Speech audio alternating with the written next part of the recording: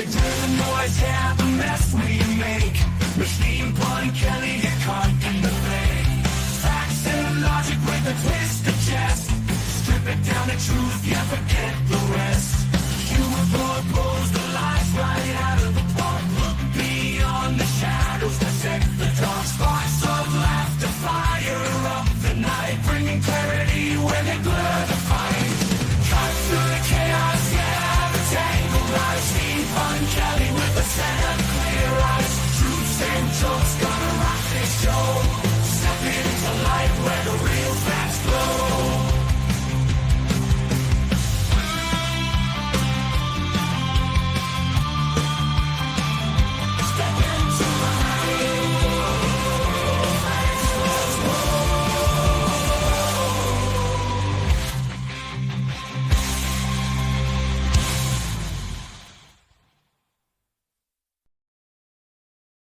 Hello and welcome to the Punch Show.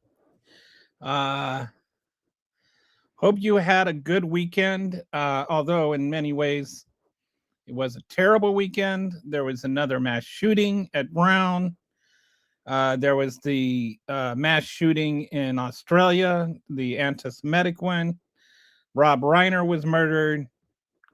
It's just like really terrible in a lot of ways. And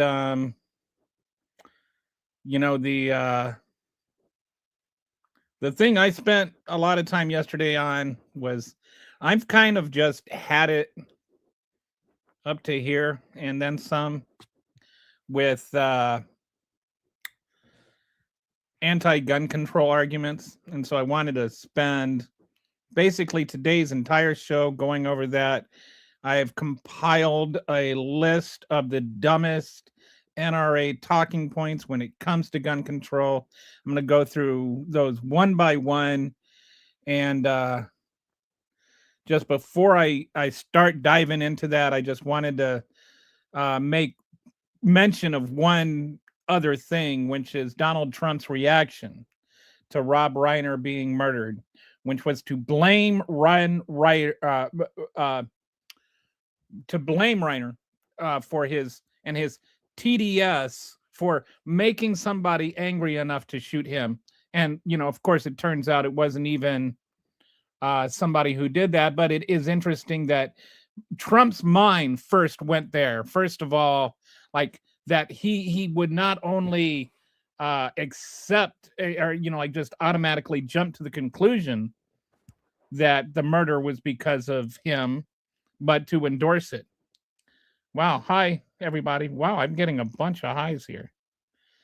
Hello, everybody that just joined the show. Appreciate you. Wow. I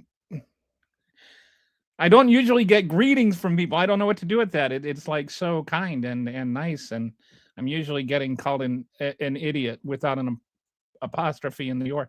But anyway, I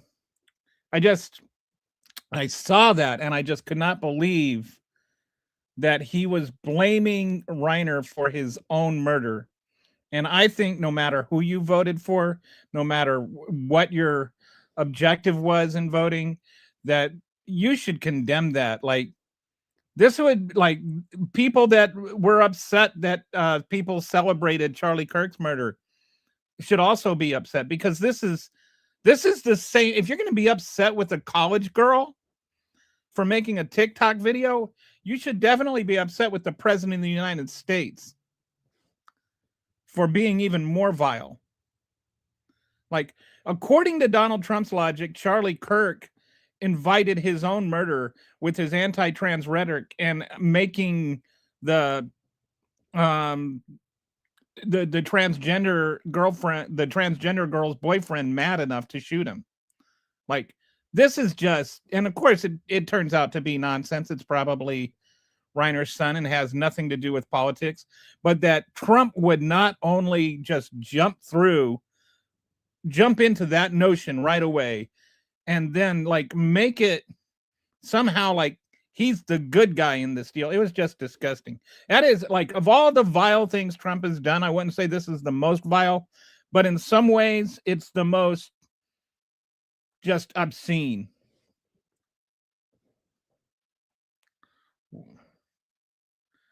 Yes, they usually call me an idiot, but it's like you're an idiot without the apostrophe.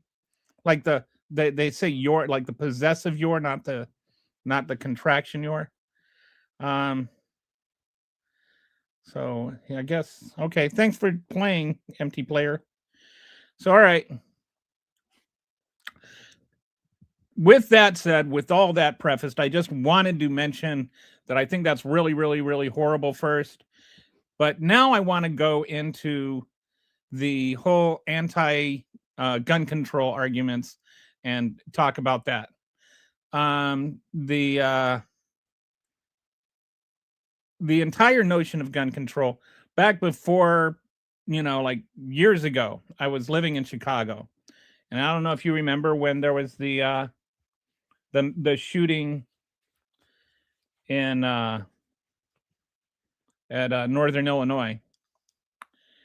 But I was living in Chicago. I was a minister, and we were I had some I basically I worked with college kids, and there was some kids in our church that went to that university, and so I went to go check on them, and we had a table and we were giving out Bibles and stuff, and I was just talking to my friend, the kid and his friends, and just asking them how they were doing and talking to them about the situation.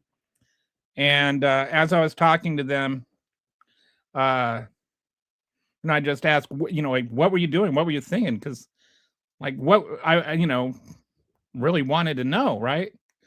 And, and I was, just taking care of them as people, wasn't so much worried about, beating them over the head with the gospel or anything. And each one of them, they would tell me that they were, for the most part, texting their loved ones. I don't know if I'm going to see you again, but I love you. Goodbye if this is it. Like that's where their hearts were. And I must have talked to like 100 people. Um, and it wasn't until I was coming home that I realized that not one person had told me they wished they had a gun. Like not one of them.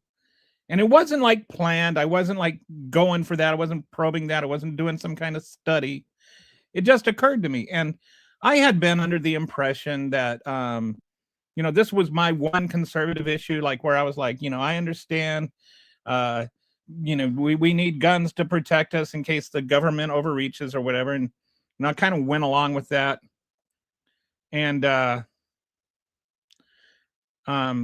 I'm definitely a human being. I don't know if that's not obvious. Constant thing throwing here wants to know if I'm a human being. I if AI start doing live broadcasts, then we're really in trouble.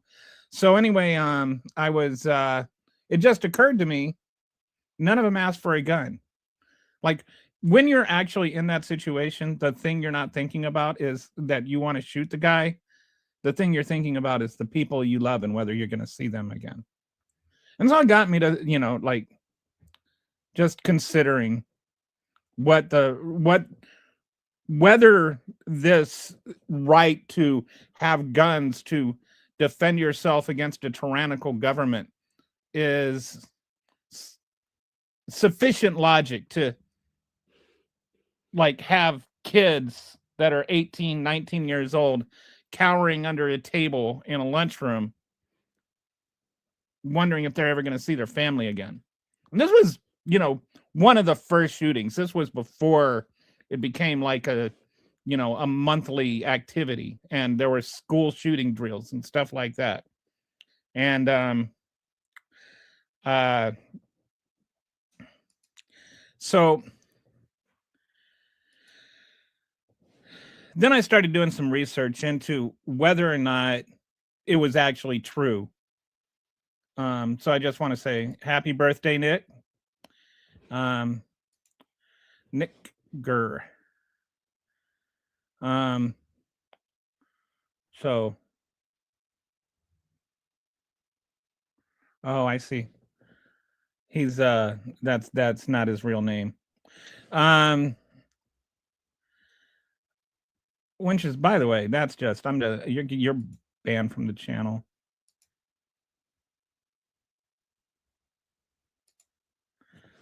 I don't put up with that kind of crap. All right, so racism is not a joke to me.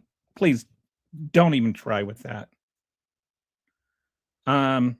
So the next thing I want to talk about, so what the entire premise of the NRA's argument is that we have this Second Amendment because the founding fathers overthrew a tyrannical government. And so when they wrote the Constitution, they wanted to make sure that the ability to oppose a tyrannical government was embedded in it. They wanted to make sure it could never happen to them, or that you know, they never have to worry about a tyrannical government again, that people would have the right to overthrow it, and so on and so forth, and et cetera, et cetera, et cetera.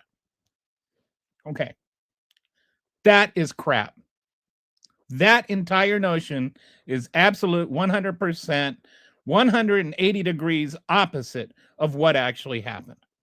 So the first thing I'm going to do is I'm going to go through, I'm going to explain what really happened, what the real history is, and why we have the Second Amendment.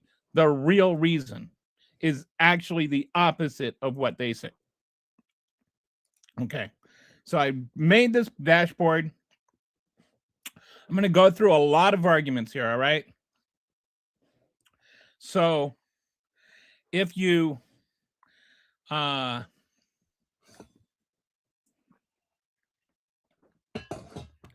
questions or whatever, you can ask them, but I'm not going to I'm going to try not to get distracted by the comments and jump around. Everything will come in its due time, and I'm going to start from the beginning. What is the Second Amendment? Why is it there? What happened? What is the actual truth behind it? Okay. So let's go. The claim is the Second Amendment exists so citizens can resist government overreach, right? That's the NRA claim.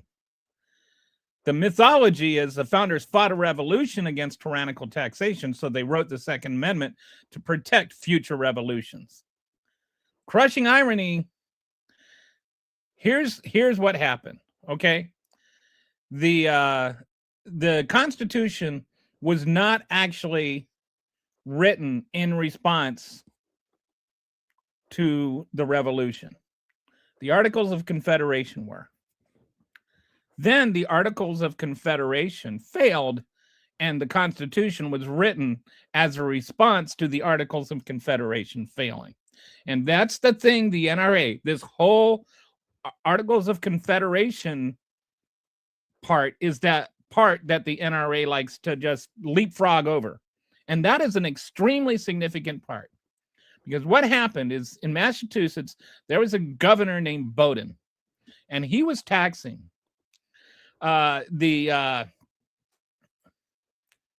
his taxes were like 60 times higher than the taxes that were under King George.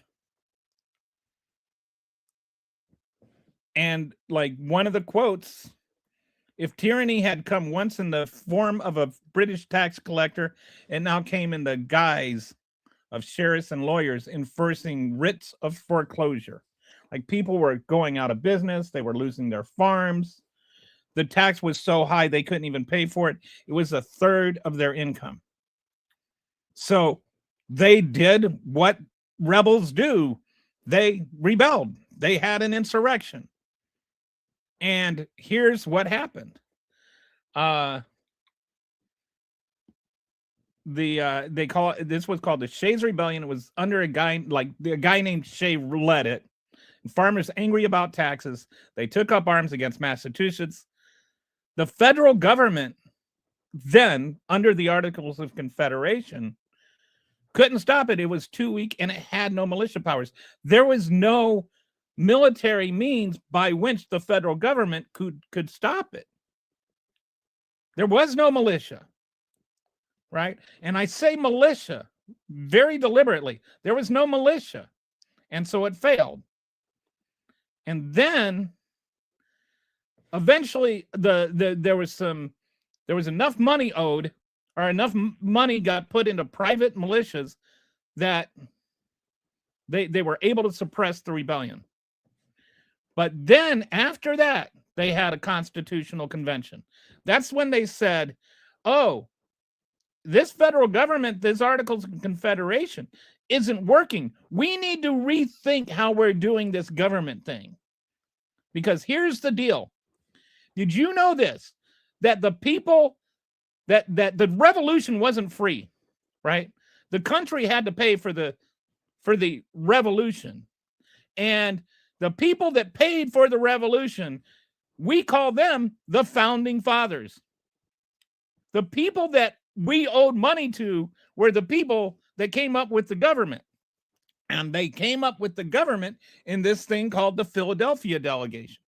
And the first thing, two things they did in that delegation where they got the government is they decided, okay, the government has the authority to lay and collect taxes, and the government has the authority to have a militia.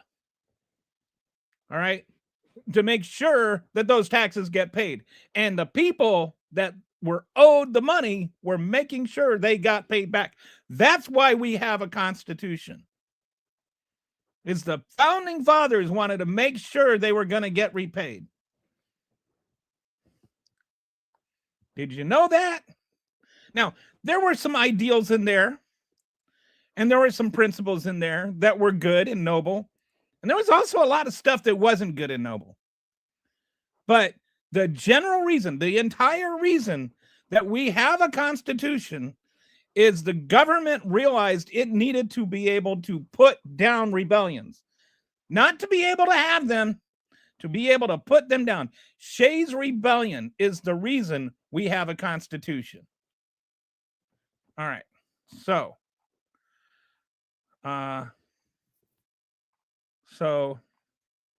got a lot of insults in here, but nothing, no actual criticisms of the argument. Okay. History major, yes. My name, okay. All right. So anyway.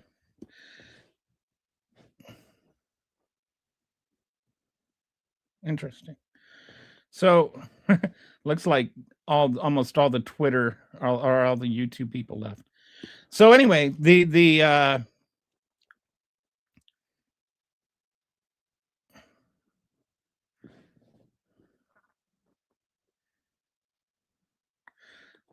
American Revolution was mixed.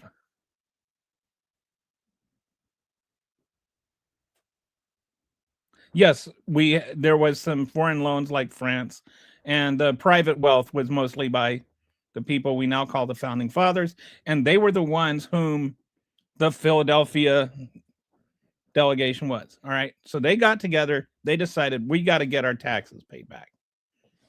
Right. So in the Constitution itself, before there were any amendments or anything, there was in there who could control the military or the militia, as they called it. Like, who has the power to call it up? The President of the United States. How it's organized and structured. It's in Article 1, the Congress, and combination of the Congress and the government. Okay? So they got together, they ratified the Constitution because it was, they drafted, they debated, they argued the Constitution. We've got the Federalist Papers and the Anti-Federalist Papers in there. We'll touch on that later. But in that document, they came up with, this is what the power of the militia is. This is who organizes it. This is who can call it up. Then after it was done, there was still some questions about these militias. How's it going to be armed was the primary one. And so there were some debates about the Second Amendment. In the Second Amendment, it says, starts off that, it says that a well-regulated militia being necessary for the security of a free state. All right. That, and we'll get into Heller and Scalia's just dubious, incorrect decision in Heller. We'll get into that later too. But they specifically stated that the reason we have this right to bear arms is because we need a militia. And I'll go more into the drafting history of it and prove that this was not about some individual right. This was specifically about militias. The Second Amendment is not a right to bear arms. The Second Amendment is the state's rights to have a militia that is armed. And we know this because the first two laws that were passed after the Second Amendment was ratified were the First and Second Militia Acts. The First Militia Act, the Second Amendment was ratified in 1791. In May 1792, 5 months after the Second Amendment,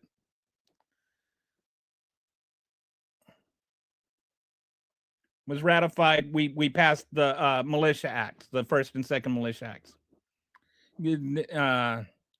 And so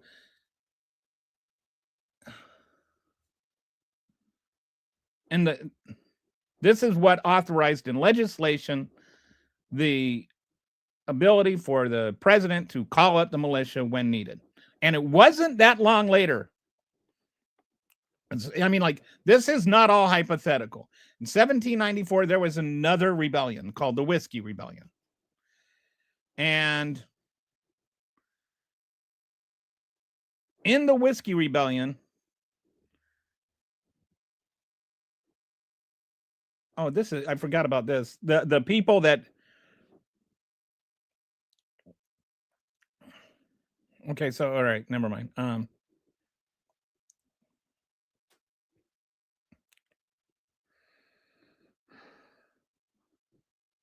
right, so some of this I'm just covering by memory. So in the Whiskey Rebellion, what happened is there was this tax on whiskey. There was kind of like a regressive tax. Like if you were a poor whiskey maker, you ended up paying a higher tax than if you were a wealthy whiskey maker, and so on and so forth. And hang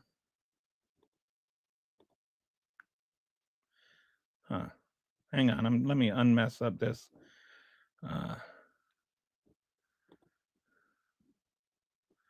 Just realized something.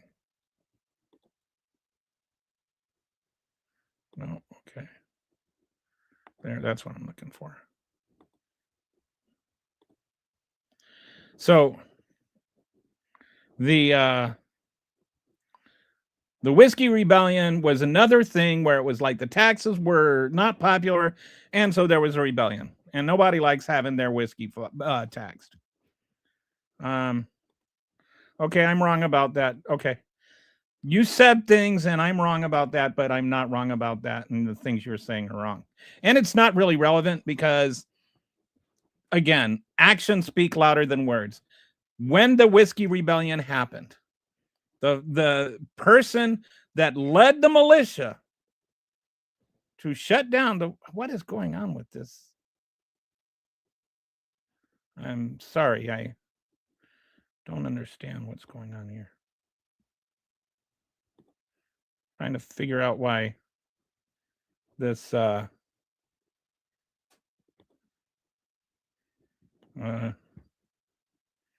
profile, anyway, one of the views is all messed up, and I don't know why.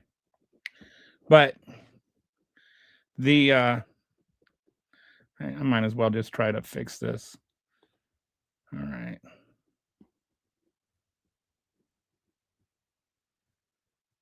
Let's try that one.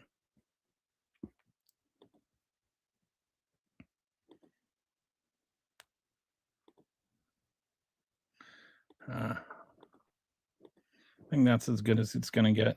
So, all right.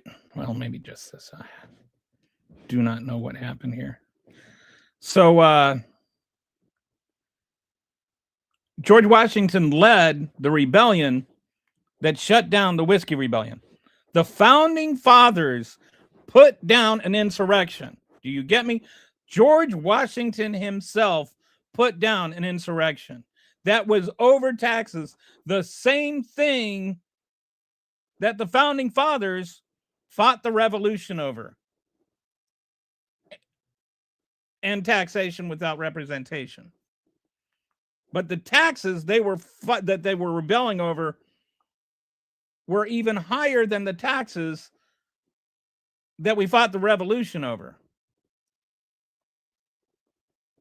This notion that the founding fathers put the Second Amendment in there to protect the right of the people to overthrow the government is completely debunked by the fact that right after they passed the Second Amendment, they passed laws that enabled them to put down an insurrection that was being carried out by people that thought that there was a tyrannical government that they were trying to overthrow. In the language of the Constitution, it says literally that the militia is there in part to protect against invasion and to suppress insurrections. That's why we had the militias in the first place. So you can't take the word militia from the first or the second articles of the Constitution and then make it a completely different, disparate thing from when they talk about the insurrection or about the militia in the Second Amendment. It's the same militias. It's not like there's a different militia there.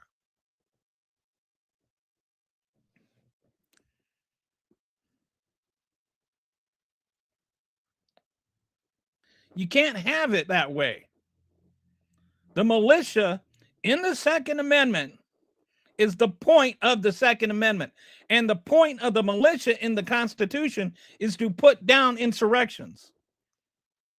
That's what the Constitution says. You don't even need to go beyond the Constitution to prove that argument. And you don't need to go beyond history to reinforce it. The founding fathers, the people who wrote the Second Amendment, are the ones who put down the insurrection.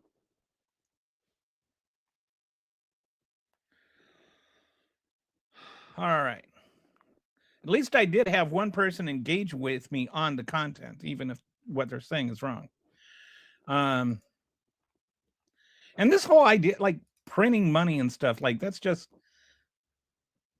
like people think that anyway.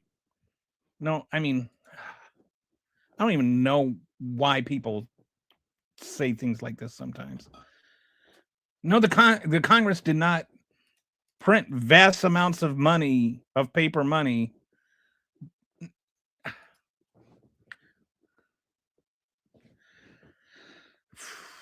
All right. I'll look into it, but I don't think that's accurate.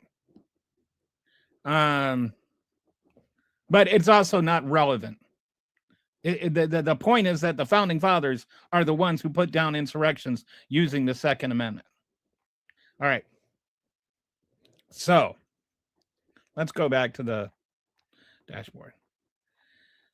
The bottom line, the Constitution wasn't written to celebrate the revolution. It was written in response to Shays' rebellion. It was full 10 years that went by, and you can't just leapfrog over that. The Second Amendment is about resisting tyranny. It's about preventing armed resistance to the government. This is the final devastating truth. The people who claim to be fighting tyranny, this is the other thing. These people that were like fighting tyranny, they were tyrants. They literally owned other human beings as property. They considered Native Americans subhuman or not human at all. They only allowed land-owning white men to vote. And they created the 3/5 compromise, which We're always talking about, oh, blacks only counted as 3/5 of a person. No, black people you owned added 3/5 of a person more to your vote. The more black people you owned, the more power you had.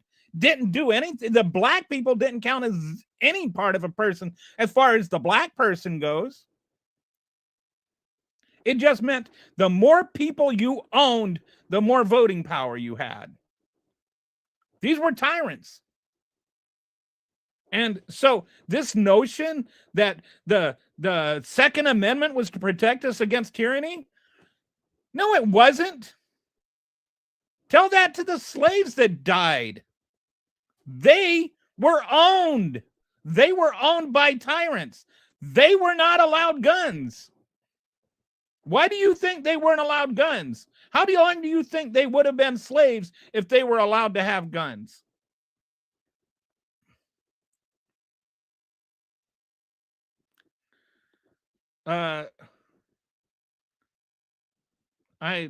Robert E. Lee, and this has nothing to do with this, and neither does Lincoln. I don't know why you're bringing that up.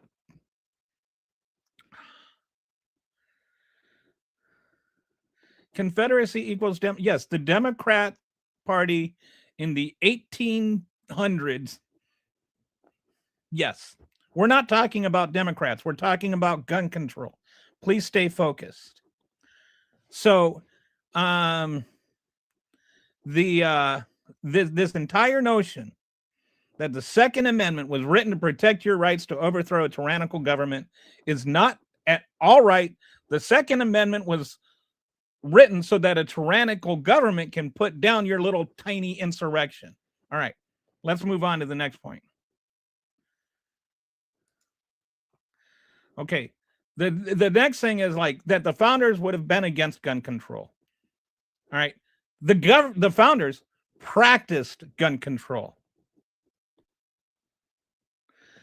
The idea, like people will say, oh, that somehow there wasn't gun control back in the colonial days. The reality is, first of all, enslaved people couldn't own it. Native Americans couldn't own them. Loyalists couldn't own them. Sometimes Catholics couldn't own them. There were carry restrictions for public gatherings. There were concealed carry laws. There were discharge limits. Some people, some places, especially like in towns and cities, you could not store guns in your house, or you couldn't stun, you had to keep your powder and your guns separate because they were unstable. And a lot of these communities were like mostly wooden houses. And so if something happened and your gunpowder blew up, then your house could catch on fire. And if your house caught on fire, your neighbor's house could catch on fire. And then like half the town could catch on fire. So you had to keep them in an armory, including, believe it or not, Concord, home of the Minutemen. So like right now nowadays we're like, oh, well, you could have a gun for self-defense and, and there's that. They didn't use guns for self-defense. Not really. You had your musket in an armory a mile away. So somebody breaks into your house, you're going to be like, hey, can you just hold on there for a minute? I'm going to run down to the armory. I'm going to get my musket and some sack of gunpowder. I'm going to run back up and I'm going to let me just pack in these musket balls. And then okay, now we can go again. People weren't using their muskets to fight off home invaders. Why did they have muskets? Why did they have guns at all? Is because for the most part, most of these state militias needed people to have guns. They didn't have the money to pay for guns. So they required people of fighting age to own their own guns.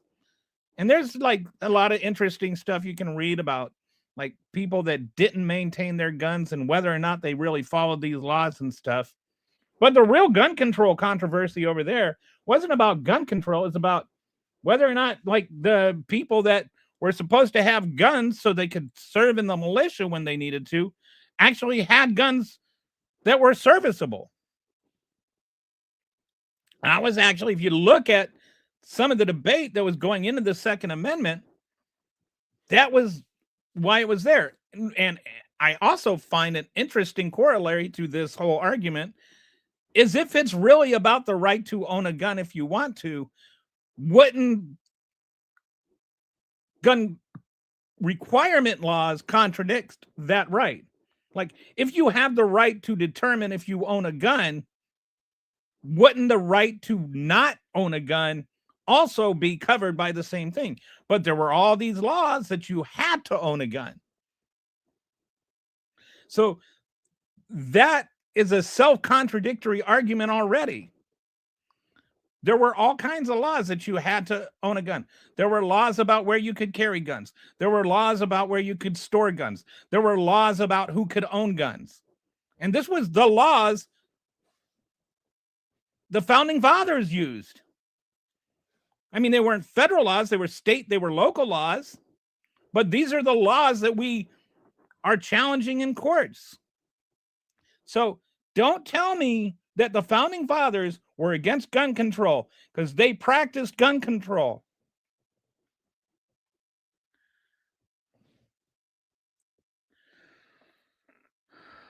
So somebody's saying lies. I don't know. Nothing I'm saying is lies. Okay. Yeah, we'll get to that one later. So, all right. Now, so we've established a couple of things, right? We've established that the Second Amendment wasn't there to protect you from government overreach or tyranny. It's actually there that government overreach or tyranny can suppress your little, cosplay rebellions. And the founding fathers actually practiced gun control. So this brings us into the whole Heller settled it individual right thing. You always get these people that are yelling and going on about Heller as though Heller is like the impeachable Supreme Court decision.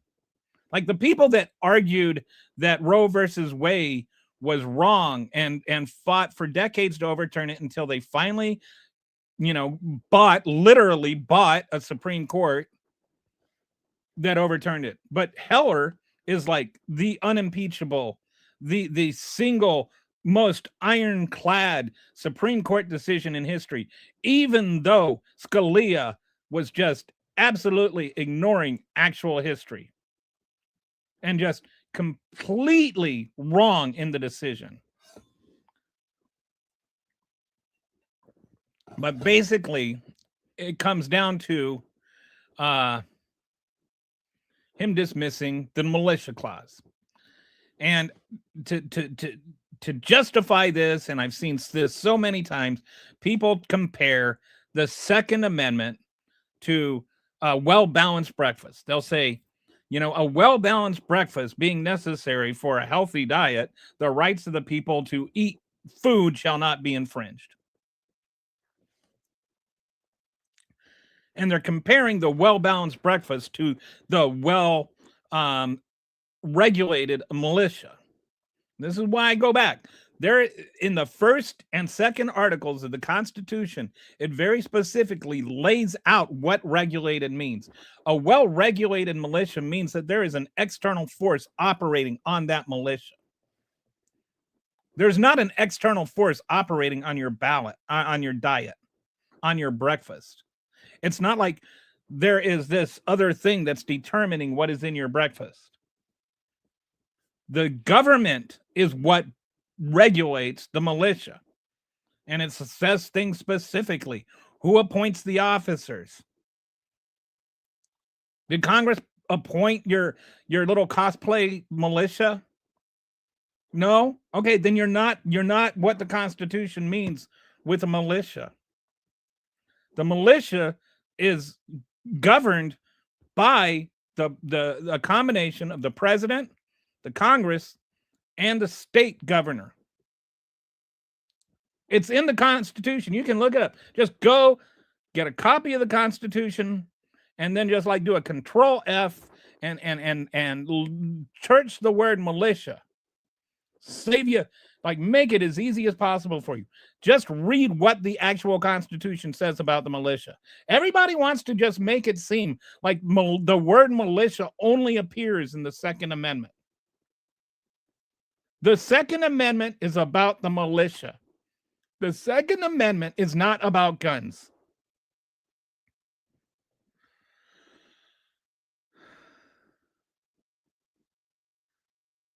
All right. I'm sorry if that hurts your little NRA feelings, but it's true. And Scalia sat there and he took the actual point of the entire Second Amendment and just threw it out the window and rewrote the Second Amendment. Do you think that they were just like, boy, this would sound more poetic if we put a well-regulated militia being necessary for the security of a free state in there? Do you think they just put that in there for word filler? Why would they put it in there if it wasn't relevant? It's a dumb decision that was made for purely partisan political reasons and has no business being a Supreme Court decision. But the Supreme Court got sold to people driving fancy motorhomes.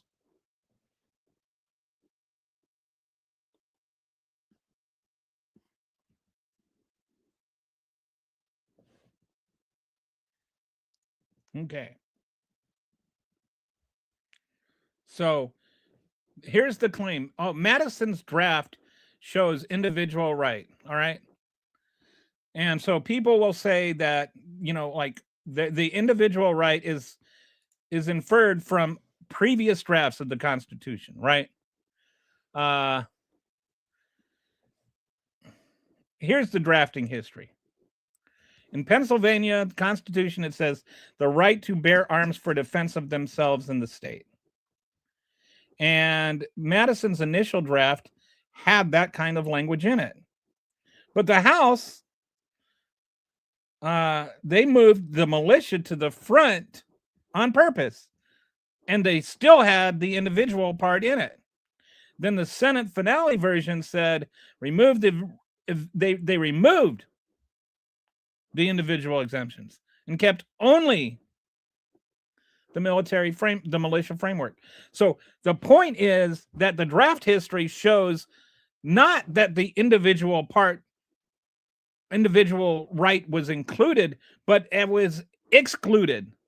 It's not like they didn't consider it and then just forgot to put it in the final version. They considered it and said, no, this is not part of it. They literally did not include the individual right to bear arms. They excluded it. There was a deliberate thought. First, to move it to the back to make it subsequent to the militia version, then to exclude it entirely. This is not what they intended. If they wanted it to be about the individual right, they would have kept it in there that it's an individual right. But they excluded it from the draft. That means that is not what they wanted in the final version. I don't see how anybody can interpret that any other way and still consider themselves a remotely honest person. It is like one of the worst decisions in constitutional history, right up there with Dred Scott, or not Dred Scott, whatever, the slave. I can't think of his name. But like, it was that terrible. Was it Dred Scott? Maybe it is. All right. So then people will say, what about the Federalist Papers? And, so there were some arguments in there that were like, people have interpreted as being pro-gun control, and you'll see these quotes out of context and all of that. And I won't go through the whole thing. But first of all, I'll just say the Federalist Papers were propaganda. They were deliberately propaganda. I'm not saying that hyperbolically. They were actual propaganda. Like they were cherry picked things and made to win arguments over the populace. They were not arguments made to create policy. And Madison was just trying to tamper down the fears of the anti-federalists. But here's the thing.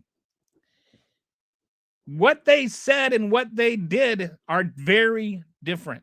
You can talk all you want about what he meant, but the reality is what they did is different.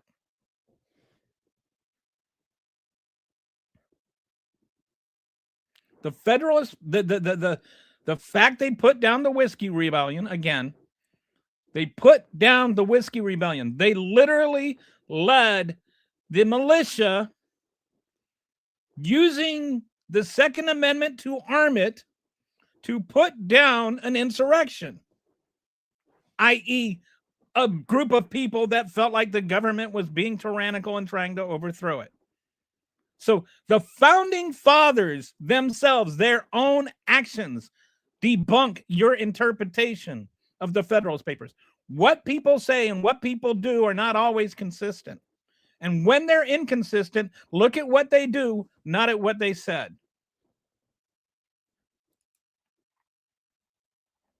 All right. Okay, so now this is the well-balanced breakfast analogy. I forgot I had that one later. But yes, the balanced is an intrinsic thing. Regulated is a passive thing, requiring an external regulator, which is, in this case, the government. The government regulates the militia. If you little cosplay group of, cosplayers that play in the woods, you're not a militia. You're just cosplayers. Maybe you can join ICE and, like become a Gravy SEAL, but you're not in the militia. Article 1, Section 8, Congress organizes, arms, and disciplines. Does Congress organize, arm, and discipline your little group of cosplayers? No? Okay, then you're not a militia. Does the state appoint the officers? No, you're not in the militia. Does the president command when you're federalized? Can the president federalize your group of cosplayers? No, you're not in the militia. You can't sit there and make the militia in the Second Amendment something different that's in the militia everywhere else in the Constitution. This separation of, and it's so weird. It's like the militia counts when you're like talking about your little group of cosplayers, but the militia doesn't count when you're talking about the application of gun control laws. The logical consistency of Second Amendmenters is just crazy. You do not, and they sit there, they're so filled with their disinformation and their wrong information that they'll sit there and they'll call me an idiot and they'll call me names and stuff like that, and they'll quote Madison out of context, and they'll ignore like the fact that actual George Washington put down an insurrection. I had one guy trying to tell me there's a difference between a rebellion and an insurrection one time. Went on for days about it, trying to pick at me at Twitter. Like, dude, the only difference between a rebellion and an insurrection is who won.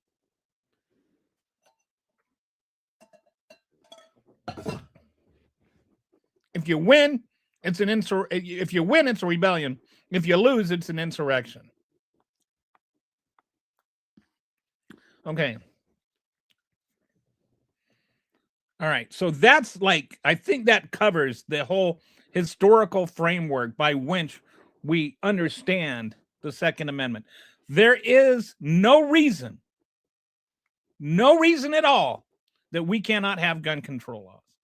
There is not a constitutional right to bear arms. I don't care how many people have told you that. It is not true.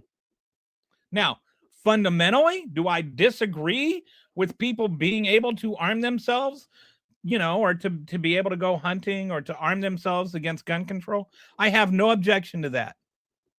And I think that too often we frame this argument as everybody has guns or nobody has guns.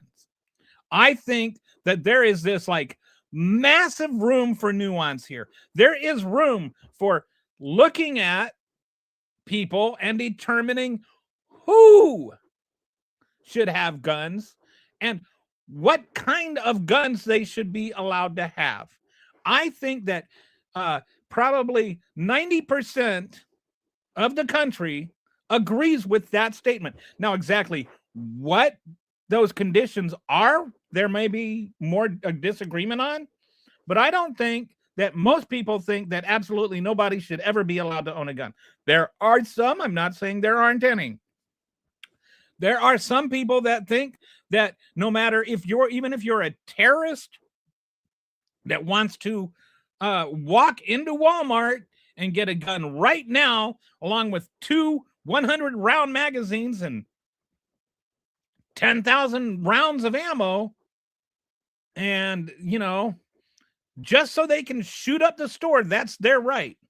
There's some people would say there's no rights at all, or no infringement on your rights at all. And they'll just sit there and they'll yell, shall not be infringed, as though they're making some kind of point instead of just shouting stupid things. All right. Yes, all our rights can be infringed, right? There's your speech is infringed. You're not allowed to lie about other people. You can get sued for that. Their speech, if you were to threaten the life of the president of the United States, you could get arrested for that. There's speech that is not protected. There is written speech that is not protected. All right. All our rights have limitations. And generally, the limitation, if you wanted to put it in a blanket term, is when it starts infringing on other people's rights. If my rights prevent your rights, then there's this area where we have to decide who has rights and who doesn't. And like one way I think of putting this is thinking of it in a way that is A, not controversial, and B, not political. But let's say you think that you have the right to drive as fast as you can in as big of a car as you can, and nobody should have the right to get in your way. And so you just get this big old Hummer with, like, you know, blades and stuff like that, and you just go speeding down the interstate in the middle of rush hour, just bulldozing people out of the way and going 100 miles an hour. And if anybody's in your way, that's their fault, and too bad. They're interfering with your rights, right? I think we would all agree that that's not a right, that public safety matters, that other people also have rights to be on that same publicly owned road.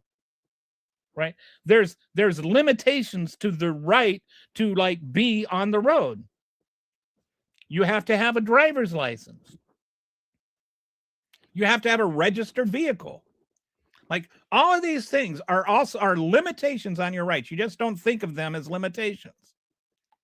A speed limit is a limitation on your right.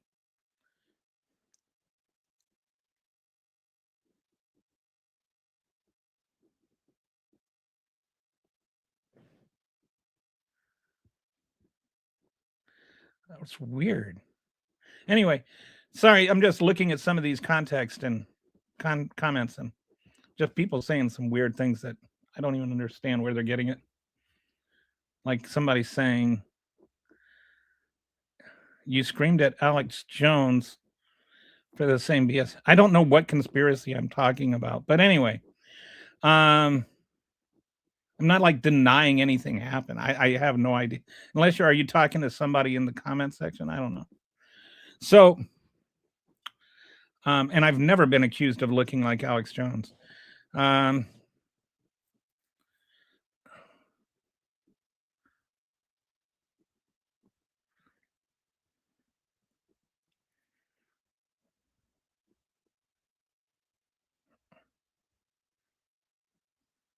So, all right. there are limitations on our rights, and there are limitations on gun rights. And if there are any at all, yes, shall not be infringed isn't. I think that most people agree that you should have a right to have a gun to defend yourself. And most people agree that you should not have a right to just buy a gun regardless of uh, who you are. Like, and you shouldn't be able to buy whatever weapon you want, because it doesn't say guns, it says arms. So I don't think most people agree that a terrorist should be able to go and buy a nuclear weapon.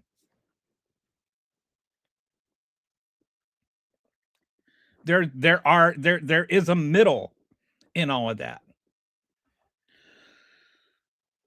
And I think if we can agree that that's the discussion we need to have, it would make this whole conversation a lot easier. Who should be able to buy a weapon, and what kind of weapon should they buy? That would definitely give us a lot more common ground than difference. All right. So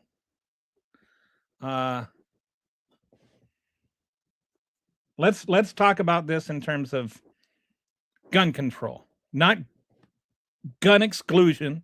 I've never said that. I've never argued that. I don't think that we should ban guns. But every time you talk about gun control, you get Second Amendmenters that want to talk about, oh, you're trying to take away my guns. No, I'm not trying to take away your guns. All right. And we'll get into that in a minute. But this other thing is like, we can't do anything about gun deaths. If we want, there's nothing we can do. All the guns are out there. If we do this, only the bad guys will have guns. Here's the thing. We have a lot less death that we do a lot more about. And, speaking to the MAGA crowd, there's this commercial driver's license thing, right? Where some undocumented workers have had commercial driver's license. They've received official commercial driver's licenses that they probably should not have received. Like, they'll either get them for longer than they should or whatever. Like, they're all passing the road test and doing they're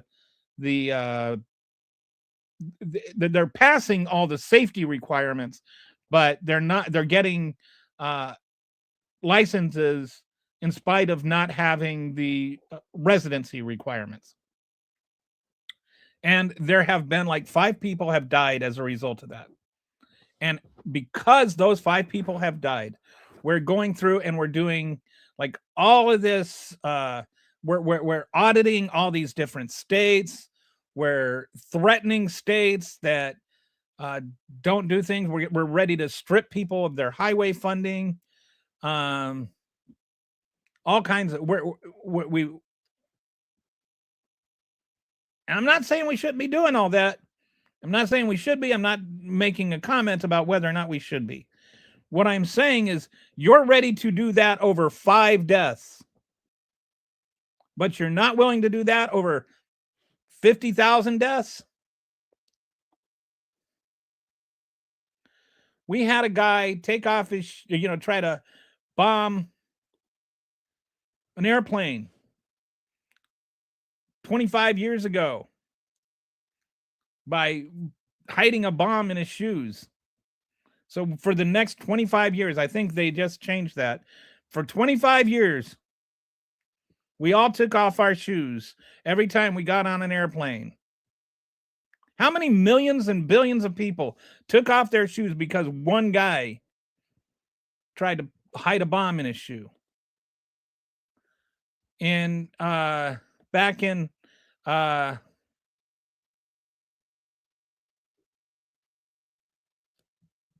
what was it? I think it was actually more like 40 years ago. I remember this, like it was maybe in the 80s. Some guy went and like put some poison in a few Tylenol bottles. and people died of this Tylenol poisoning, or not Tylenol, like of the poisoning in the Tylenol, not Tylenol poisoning, but so and still 40 years later, nowadays you have to feel like you're trying to break into something when you buy any bottle of pharmaceutical stuff. I mean, it's like you've got stuff that you need a physics degree, a sledgehammer, a blowtorch, and a chainsaw just to get into the medicine. Don't even get me started on ibuprofen, or not on the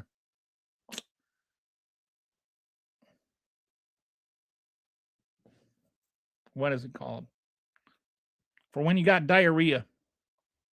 That stuff is like the stuff you need the most, and you sit there and then it's got the foil wrapping that's so hard to get into. Imodium, that's the word I'm trying to think of.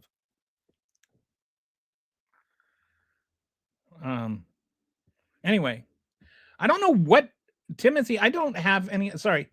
I have no idea what conspiracy theory you think I'm spouting here. I haven't said anything that's a conspiracy theory. I don't know what you're talking about. Are you talking to me or are you talking to somebody else? Okay, let's go through some of these. Riddle me this. Riddle me this. What standpoint do you disagree with President Trump on and why? Okay, that's not the discussion we're having, so this guy is an idiot. Pepto, yeah, the Pepto is not so hard to get into. The Imodium with the foil wrappers is almost impossible. Okay. Okay.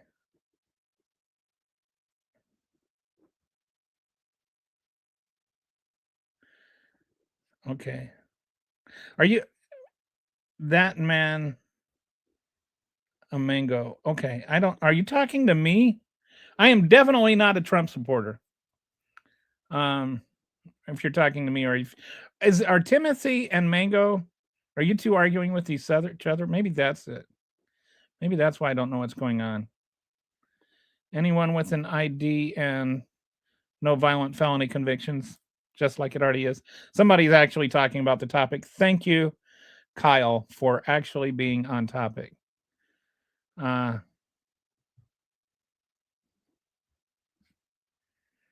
So, back to said topic. The point I'm trying to make with all of this, like with the Tylenol and everything, is that we do a lot more based on a lot less. In the last 20 years, we've had nearly 1 million gun deaths. So don't tell me there's nothing we can do. And I'm not saying we need to get it down to 0. I'm just saying let's get it below 50,000 a year or 45,000 a year. Other countries can do it. We can too. We can improve our gun control laws. And like I said, gun control is not gun bans. So stop with that rhetoric. Okay. So that leads me into the next part. We can't prevent all deaths, so why try? This is the whole, perfect is the enemy of good. If we don't get rid of all deaths, what's the point, And so if you're not going to, speaking to the same logic, to the same people that make this argument, I would ask, are you going to get rid of all undocumented migrants? Is one person going to be able to sneak over the border no matter what you do? Like, if people are going to try hard enough to get a gun to kill someone, won't they try just as hard to get over the border to save their son?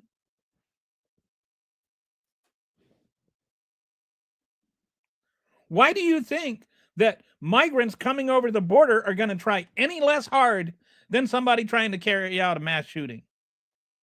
So if that's the case, if you're saying unless we do a perfect job, we shouldn't do anything, what's the point of having immigration laws? If your argument is gun control laws aren't going to solve everything, why have immigration laws? If we're still going to have people come over the border, do you really think that nobody, not one undocumented person, has come over since Donald Trump became president? Do you really believe that? If so, you're gullible. So what's the point? If we can't stop it, why do it, right? If we can't stop guns, why do it?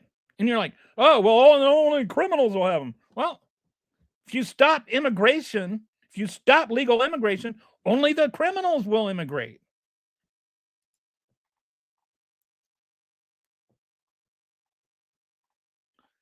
And like, there's all this, like, seatbelts don't prevent all traffic deaths, right? But they prevent more than they cause. Food safety doesn't catch all contamination, but at least we used to. We don't have jarts anymore for a reason. Like, not everybody that played jarts died. I played jarts. We used to play chicken jarts. Do you know what jarts are? In case you don't know what jarts are, they're the big giant lawn darts that people used to have. And you'd like, kind of like, you throw the darts and you try to get them in this big circle. But of course, we were kids, and so we played chicken jarts, where you had to stand there while your brother threw the jart as high as he could, and you had to like stand there and not move out of the way and like not get a chicken. And fortunately, I never got injured. Some people lost feet, or at least got stabbed in the feet playing that game. Like, that's why we don't have lawn jarts anymore. That's why if you're a millennial, you probably never heard of it or never played with them. But if you're a Gen X, you probably know what lawn jarts are, and there's a good chance you played jart chicken like I did.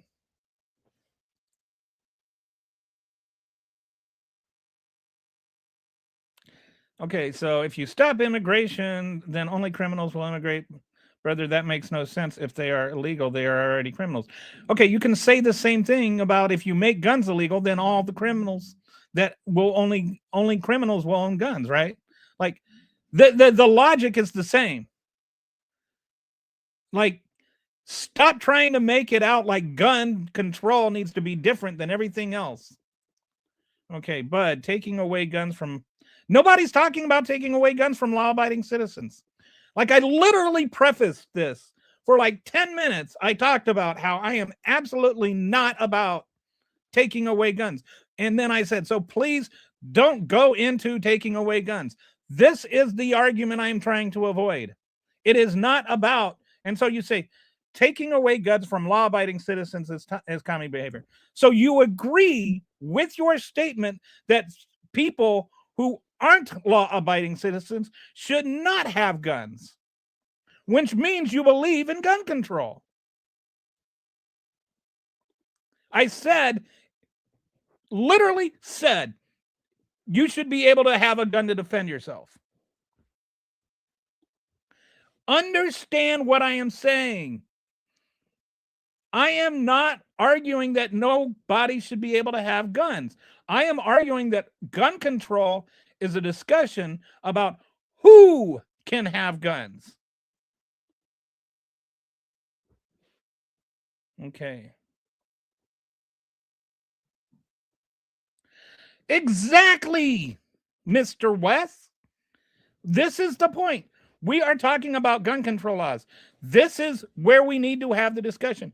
How can they improve? How can we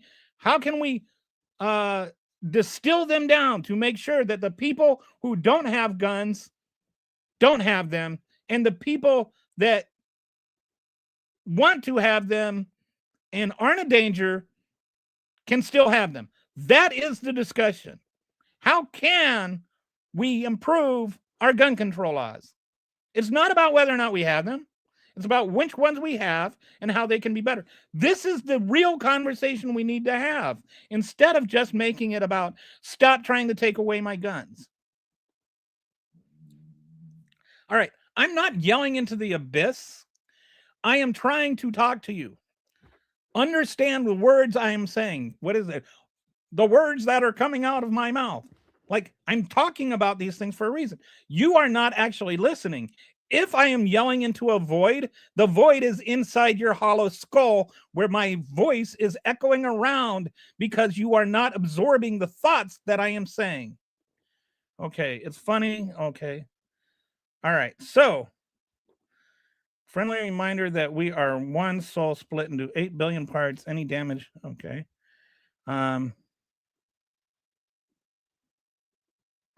This is not, we're not talking about immigrants and millions of, yeah, I'm sorry, just the anti-immigrant stuff doesn't need to ban okay. Ban $0 bail, stop reducing sentencing on repeat offenders, especially.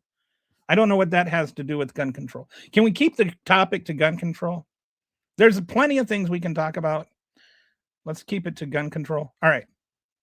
So this is the problem. All right. Now let's talk about, this is my favorite dumb argument. This is the dumbest NRA argument, the dumbest anti-gun control argument that I hear it all the time. It's like just a mantra. Guns don't kill people, people kill people. All right. First of all, the problem with that is it's a straw man. It is an absolute straw man. Absolutely nobody is arguing that guns come to life and run out and shoot people. Like, nobody is arguing guns don't kill people, or that guns do kill people. I'm sorry. Nobody's arguing that animated guns take on a life of their own and kill people.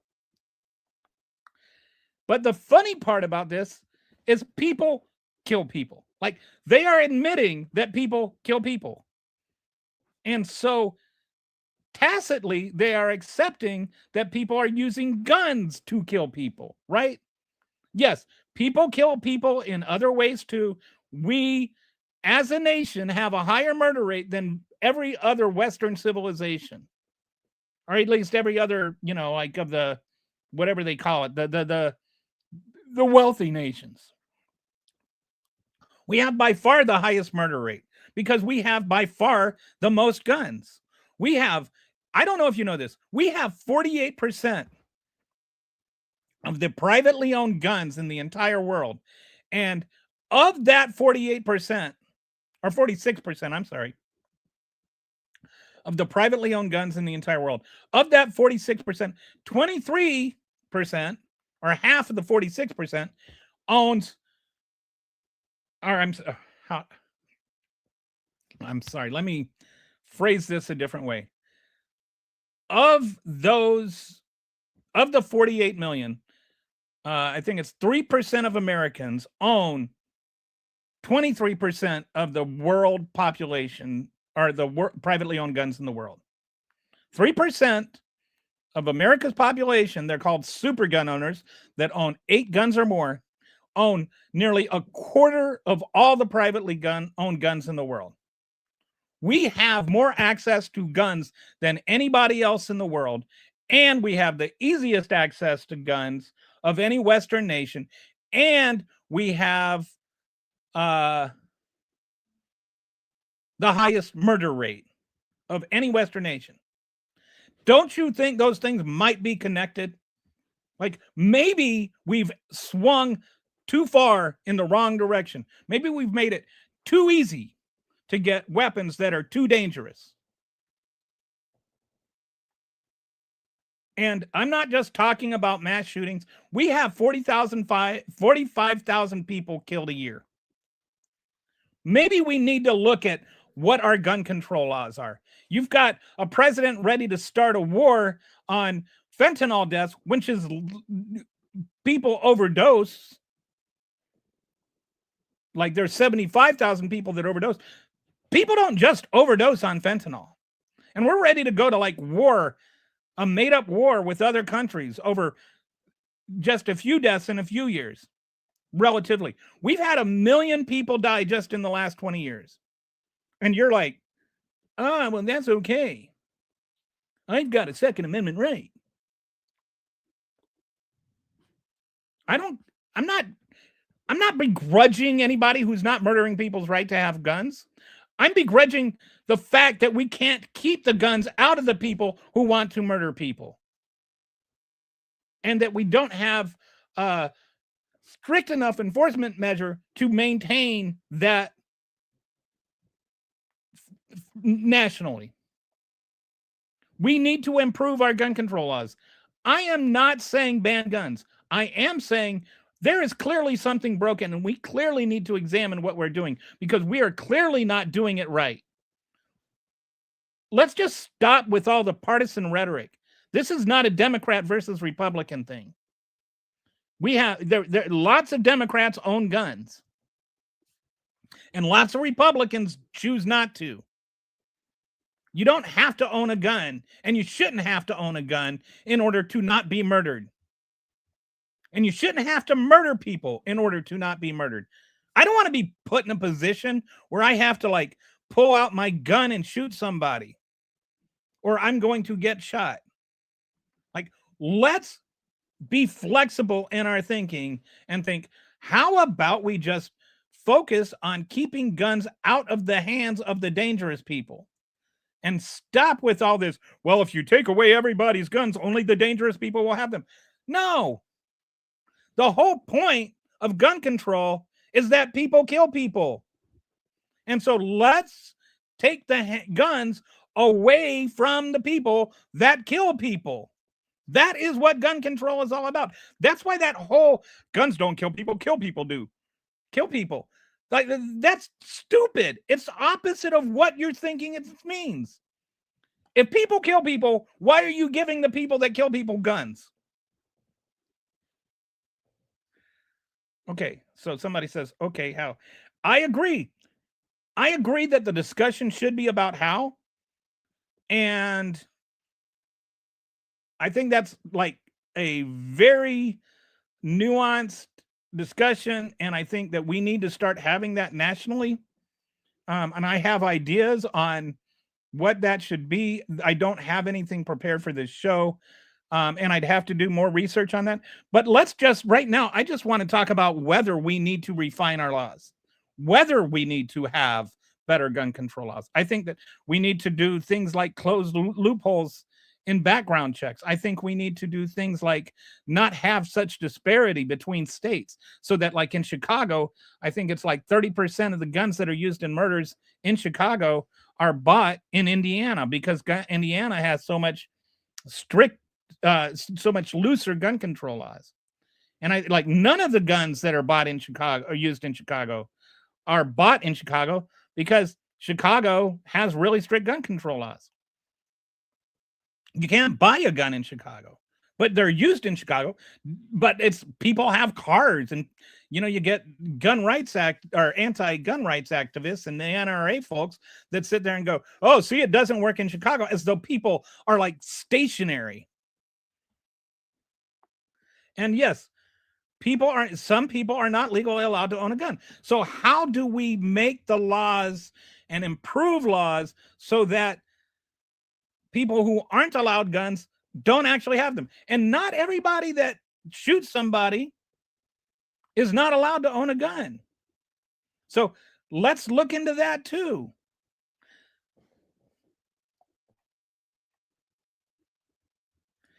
Okay, I'm just right now, buddy, all I'm talking about is let's talk about solutions. Are you okay with the current situation where 45,000 people every year die from gunfire? Are you okay with that? Do you think that we shouldn't have any improvements at all? Like, because right now we're not talking about taking away people's guns or whatever, and people get all emotional and panicky that we're going to take away their little steel penis.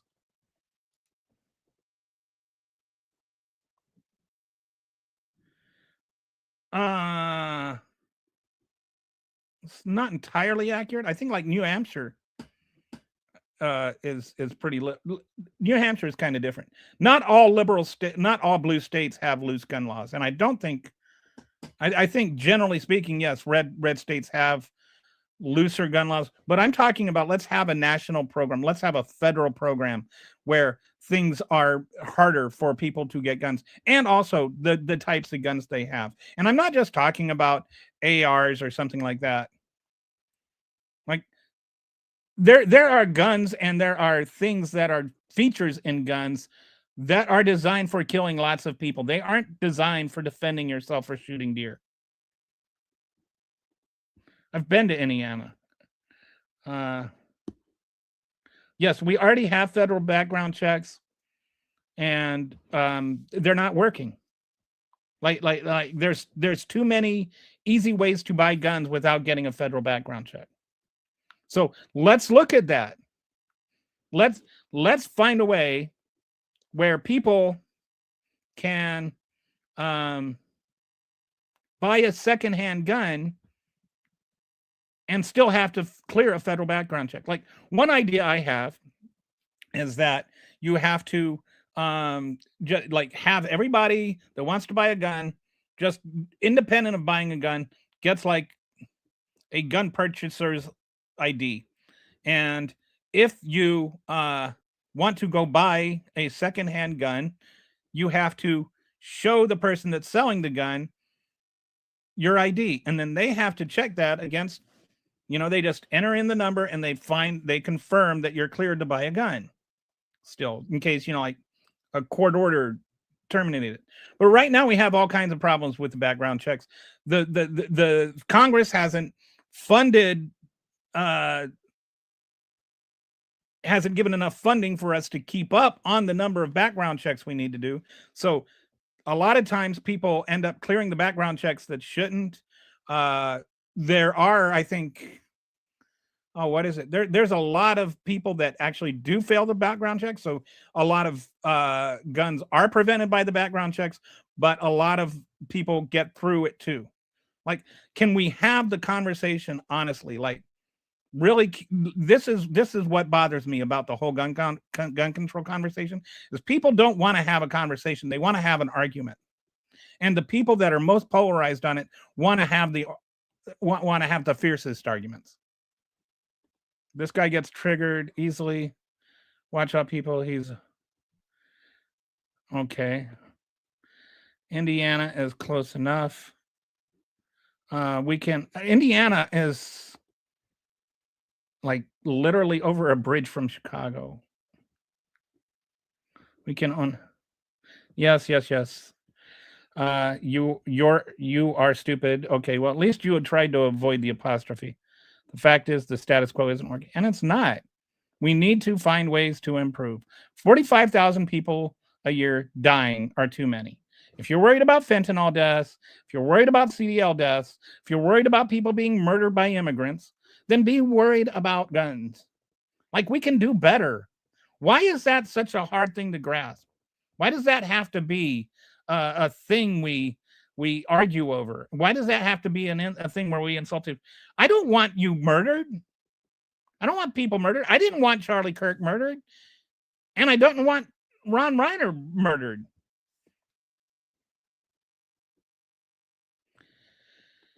Okay, if they're all owned by legally owned guns, then doesn't that tell you that we need to change what the laws are? That's my point. Let's look at what the laws are. Let's look at what legally owned guns are. What guns can be owned and who can own those guns. This is the issue. If people that are murdering people and doing mass shootings are legally buying guns and then going out and shooting bunches of people, let's change the laws. Not just say, oh, well. Okay. No, you're not going to be able to. I've already went through this. You're not going to be able to prevent people from crossing the border illegally, regardless. So what's the point? That's your argument. Is the same logic. Why have laws if people are going to break them? That's your logic. That's not an argument. How many die in auto accidents? Banned cars. Yeah, we've already been through that. We have, people die in car accidents, but we have seatbelts, we have speed limits, we have you know, like DUI laws. We have things that limit the number of auto deaths. I am not saying ban guns again. Why are you talking about banning? I'm not talking about banning anything. I'm talking about regulating.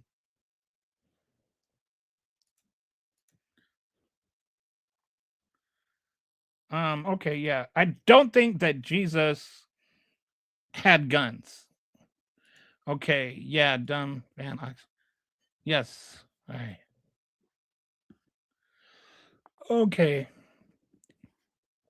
Let's go to the next one. The next argument is always, when it comes to the mass shootings, especially, you always have people argue it's not the guns, it's just insane people, it's crazy people. It's Let's talk about mental illness. Okay. First off, with all that, why is it you're only concerned about mental health issues when it comes to gun arguments? Like, what do you want to do about mental illness? Is this something that you ever talk about outside of the context of mental illness? But apart from that, it's also not true that all the people that do it are crazy. There are now, the majority of people that carry out mass shootings die in the commission of it, either because they get shot or they kill themselves. But of those that actually go to trial and stand trial, only about half, I think it's like 30 out of 61, even plead guilt or plead not guilty by reason of insanity. Like, only half of them even plead mental issues, right? Of those that do, less than 2% actually win on that defense. So most people that carry out mass, and there's reasons that they don't win and that they don't plead. One of which is the planning of it shows a mental acuity. So these aren't just people that don't know right from wrong. They're not mentally ill, and so they're doing it. They're bereaved. They're angry. They have mental instabilities, perhaps, but they're not crazy they're not clinically insane. Number one, it's just not true. And number two, the people that do it, that we have mental issues in other countries. Why don't people in England with mental issues go out and do mass shootings? Why not in Japan? Why is Australia the first one they had in 30 years? Why is it in countries where they practice more stringent gun control, they don't have mass shootings, and they do have mental illness, but in the United States, where we have mental illness and mass shootings, why is it different here? Are we just a more insane society? Are we a society that's more crazy? We watch the same movies, we watch the same TV shows, we play the same video games. What's different about America? Yes, and there occasionally there are mass murderers or whatever, but nothing on the same scale, the same scope, the same frequency. You didn't have somebody go and shoot and stab like 500 people in a few minutes, like you did with the Vegas shooting. These false equivalences, or like this is going back to the perfect is the enemy of good argument. And you notice, like, they'll jump around from one argument to another. You put down one, and it's like the hungry hedgehog, and they pop up, and you got to pop that one down too. Sorry. Yes, there are mass stabbings. All the mass stabbings in the world combined don't compare with like 1 year's worth of mass shootings in the United States. Your mass stabbing argument is a fallacy. Okay. Yes, I know it doesn't. That's why I drew a distinction between being mentally ill and clinically insane. But again, the majority of mentally ill people do not go out and shoot people. The problem is people have access to guns. Again, This is the problem. Gun control is about who should have access to guns. That's all it is. Do you think that people that are inclined to go out and do mass shootings should have access to guns? Yes or no? I don't. I think we should be able to find a way to do a better job of screening people before they go out and just murder a bunch of people. I do not own a gun. I don't see why that's irrelevant or why that's relevant. I don't think you should have to own a gun in order to determine whether or not crazy people should, or whether or not people that are inclined to murder people should have guns. Like, that's kind of a dumb argument.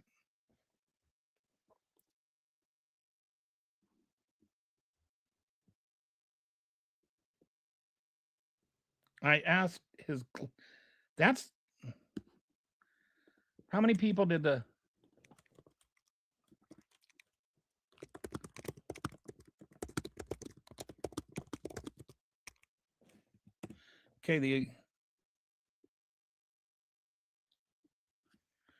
and how many people? Somebody said that. Okay, he killed six. The exact number of people shot in the Vegas shooting was 473. There were 413 injured and 60 killed. I did not say that there were 500 murdered. I said there was 500 shot.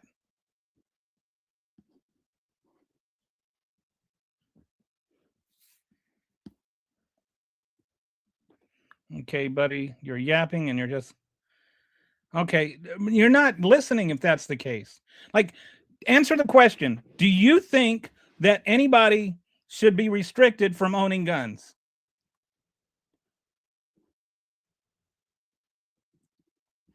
I say that the guns are everybody has problems. My girl.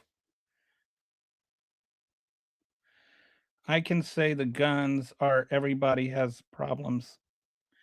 I'm not sure. My brother got killed because his father left his gun loaded. A police.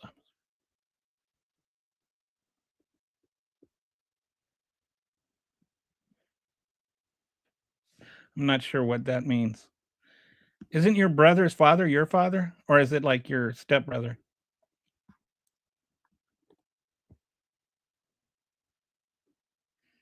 Guns make them feel important. Yeah, I do know something about guns. I was in the military. I've fired guns before. I just don't own one. And I don't think that knowing about guns means anything. Like, you don't have to be an expert in guns to have an opinion on whether or not people should be able to use them to murder people. This dude is circumcised. Yes, I am. Not sure how that's relevant. But if you really want to know, yes, I am. I was a baby. Okay, that by that logic, women can't complain when men oppose abortion. No, that is not the same logic. Because I'm not opposed to you owning a gun. I am not opposed to anybody owning a gun unless they are a danger to public safety. I think that there are certain people that should not have guns.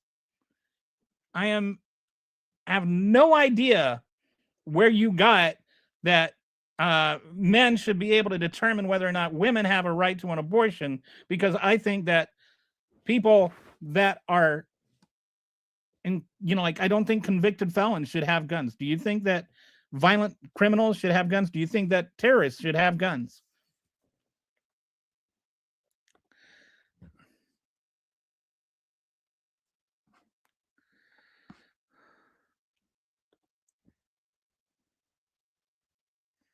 When you have half the privately owned guns in the entire world, you have too many firearms in the United States.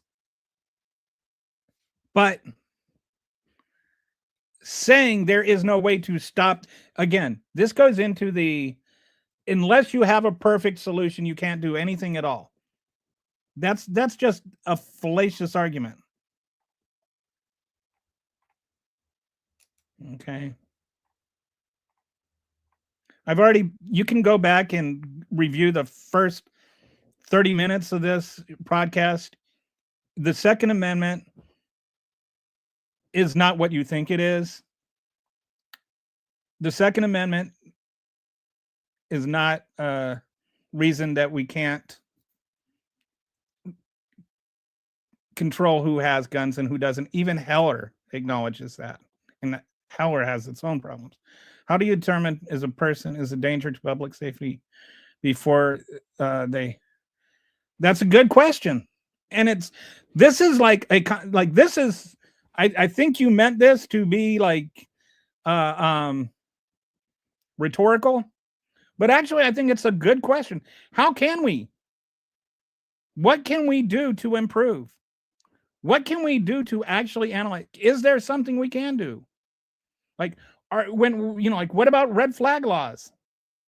You know, somebody is, there are certain instances where people legally bought guns, but there were warnings, there were indications they hadn't committed any crimes yet, but there were indications that they were going to be a danger, and they bought guns and then they killed people, but there weren't laws that let us stop them beforehand. Like, I think that was the case with the Parkland shooter. And so they, in Florida, to their credit, at least temporarily, they passed laws to address that. But we need national laws along those lines. Like, let's have the conversation instead of an argument. What can we do? Like, let's not make it about, oh, you're trying to take my guns away, or let's take your guns away. Like, this argument is like 5% versus 5%. I am not saying take away everybody's gun. If you're not a criminal and you're not a wife beater and you're not a terrorist, I'm not for taking away your guns. Stop protecting your guns. I'm not coming for yours, and nobody wants them. What we want is to feel safe. I want to be able to go to the grocery store. Like, this is not, remember, I live in Elgin, Texas. And a few years ago, there was the cheerleader that got shot. Remember that? I don't know if you remember that. My wife was in that parking lot about 10 minutes before that cheerleader. Like, we are way too close. Like, we have too much gun violence. Like, why is that even an argument to be had? Why do we have to have an argument about whether we should be doing something when we should be talking about what we can do? How can we improve our gun laws?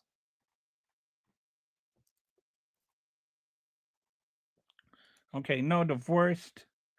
She divorced the father because my brother was 11 years old and her husband was fooling around with another girl. Okay. So that's the guy that the police officer dad. Okay, peaceful, not smoker.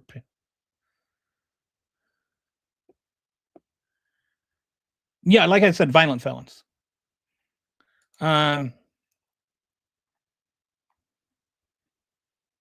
Yes, you can do things other than bolstering security at locations that are soft targets.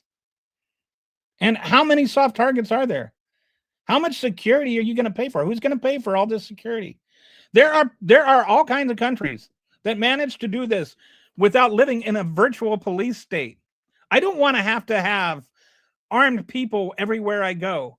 And a lot of times, even armed security, like in a lot of these school shootings, for instance, the security guard that they have there, the armed person they have there, is the first one shot.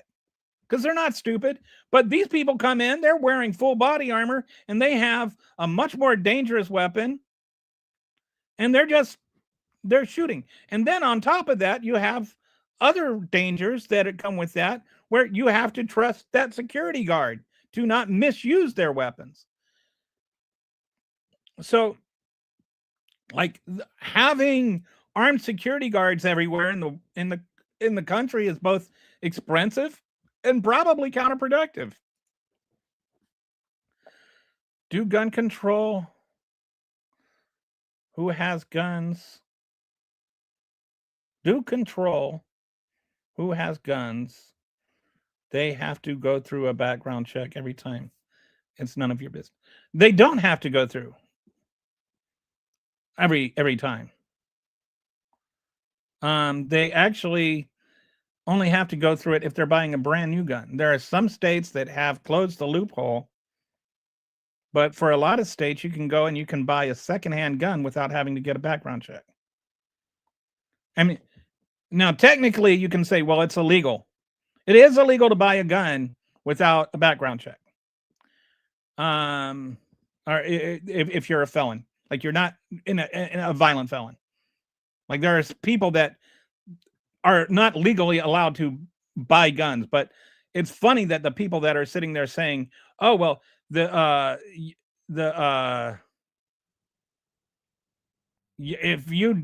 you have gun control, the only people that will have guns are the criminals." And here you're asking the criminal to be the person whose job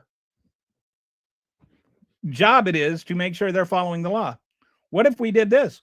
What if we made it a felony to sell someone a gun that is a felon? Or someone that can't clear a background check? What if we put the onus of the law on the person that actually follows the law, instead of putting the onus of the following the law on the person that has been convicted of breaking it? Like, why is that hard?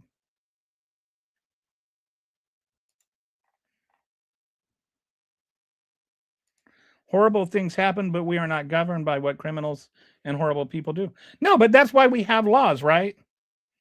Okay, that's horrible things happen, but we're not governed. Okay, so should we just do away with murder laws? Should we just make it okay to commit murder because we're not governed by what criminals and horrible people do? Like, how does that make, like, where is the logic in this argument? Okay, the gun laws don't need to be improved. The people in the 80s, there were guns in every okay, first of all, I grew up in the 80s and never once saw somebody come to school with a gun rack. And B, Columbine wasn't too long after I graduated from high school in 85. C, we didn't have nearly as many guns, period, in the 80s. And we did have mass shootings, but mass shootings have gone up, and they didn't go up because of gun control laws.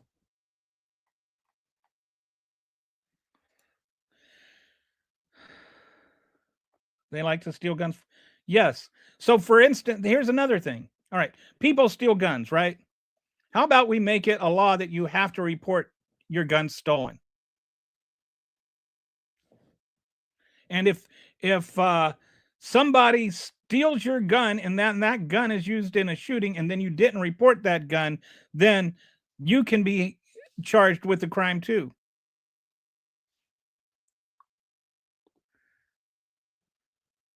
Yes, it's illegal to, I don't know what you're referring to. It's illegal to buy a gun secondhand if you are a felon. It is not illegal to sell a gun to somebody who it is illegal to buy one unless you know they're a felon. You can't knowingly sell a gun, but you can not check.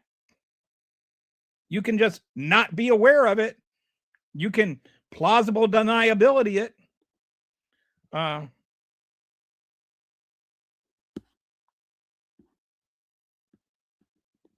Yeah, common sense needs to make a comeback, and it needs to start with saying, let's improve our laws.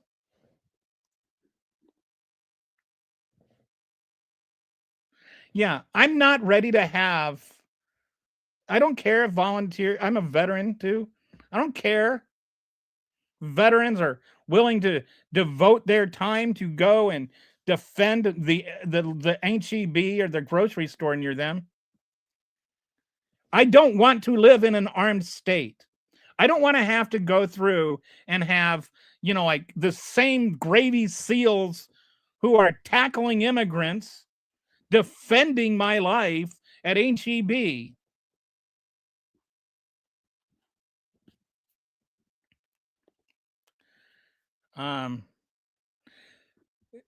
What you guys are missing about the whole secondhand gun thing, there's no background check required. Like, for a secondhand gun, you don't have to do a background check. So if you don't do a background check and the person would have failed it, you don't know they would have failed it. You don't have to. If you do not know that they are a felon, you are not committing a crime. I don't know how hard that is for you, but apparently it's very hard. So let's make it so that you have to do the background check on them. In some states, they've done that. And in those states, it's actually helped.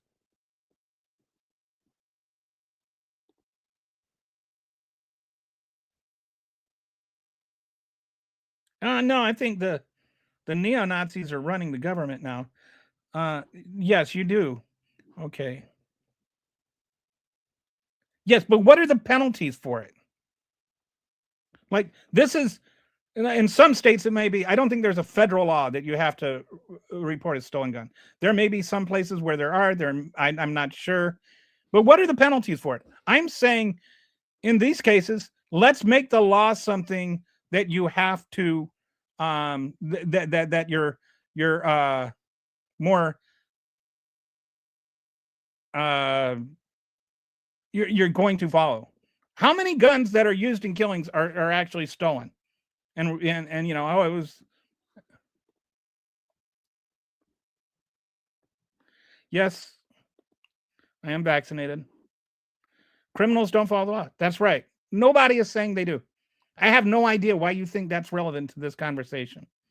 No, I have never bought a gun.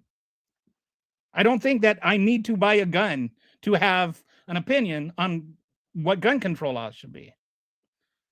Yes. Okay. I'm happy to be wrong and to be told, but let's have the conversation about what gun legislation should be, because what we have is not working. If you can prove me wrong, fine. I'm willing to learn. But what's happening is not working. I am not asking, let's improve the laws. I'm not talking about specifics. And I even said, I need to do research on this. I need to look at it. I'm not going to die on a hill on something that I'm just like, I've thought of. But, if I'm wrong about, selling a gun on a background check, then I'm wrong. I'm not sure I am, but if I am, that's not really the essential part of the point I'm making. The point I'm making is we can improve our gun legislation laws so that we don't have 45,000 people a year getting murdered. Yes, there is absolutely a loophole for background checks. There is that is not lying. That is you not knowing what you're talking about right there. Let's improve our people first. So what you're saying is that every other country in the world has better people. If our murder rate is higher than England or Germany or Australia or Japan or China or all those other places where they have gun control, do they have better people than us? I'm happy to.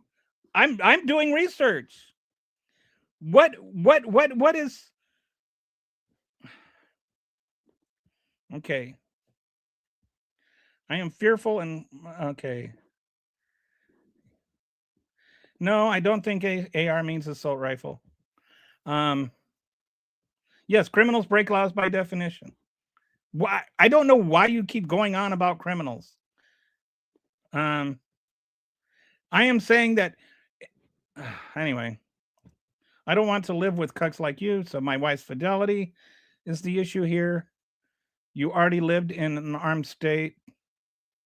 Get over it. Arm yourself to yeah. Poor guy is so delusional and is as educated. Just because all these shootings, y'all want to grab more guns. Okay, whatever. All right, so I'm just kind of skipping down. Most of this is just people yelling stuff. Gun deaths are lower today than they aren't.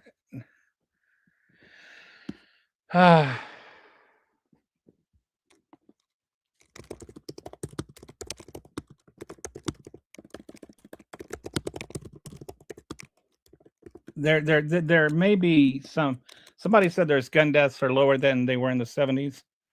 But that's a bit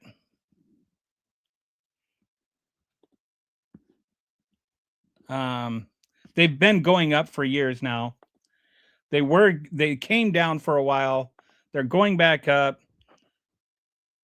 And the reason deaths were in the like just like with the war in the Gulf. Part of the reason there are fewer deaths is nothing to do with guns. It has to do with medicine. Like we've gotten better at saving people. I'm not sure if there's more people or fewer people being shot, but I'll be happy to look into that for you and see if I'm right. I think that part of the reason there are fewer deaths is that we are saving more people that are shot. Regardless, 45,000 people getting shot every year is too many. Like, oh, it was worse in the 70s doesn't mean that it's okay now. Nobody's saying that. So then why have them? Background checks. There are actually how many people? I don't want to speak.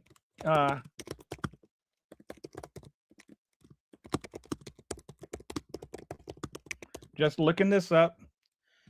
Okay, how many guns are denied through background checks?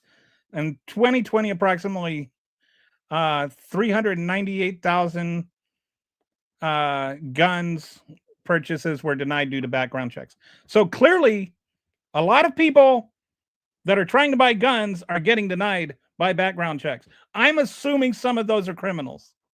So yes, they are helping. You have to look at murder rate by state. Even that can be there's other variables. And access, like a state can have certain gun control laws, but people can buy these things. They're called cars that transport them to another state. It's like a magical thing.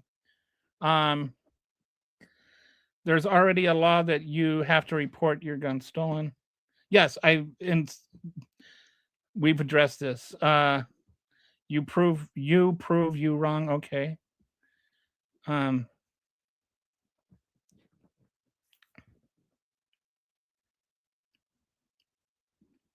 then only works if there's an illegal gun registry, which there already is.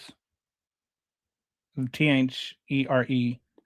And yes, for those that don't realize background. I mean, they actually do prevent people from getting guns that shouldn't have them. Like as I just said, 398,000 in 2020. Okay. Okay. Okay, I'm just gonna look this up.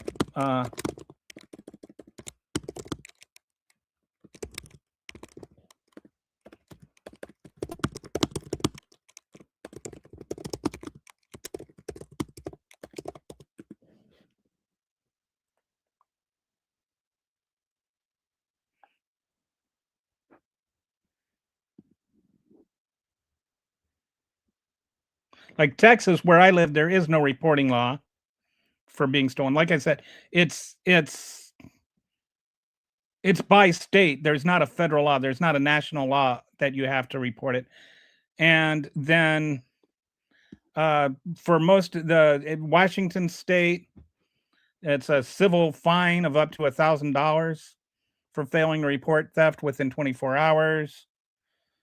Some states, like Texas, have no mandatory reporting laws, while others might have different requirements and penalties.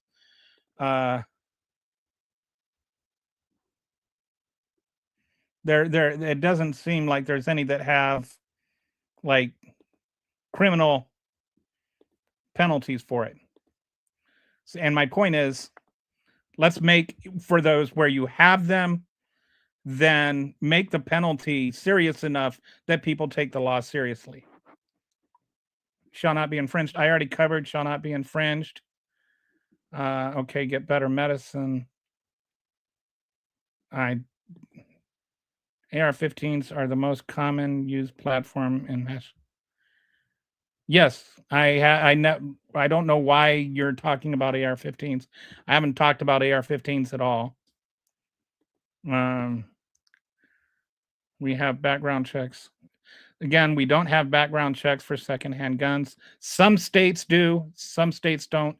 There is no federal law that you have to have a background check if you're buying a secondhand gun.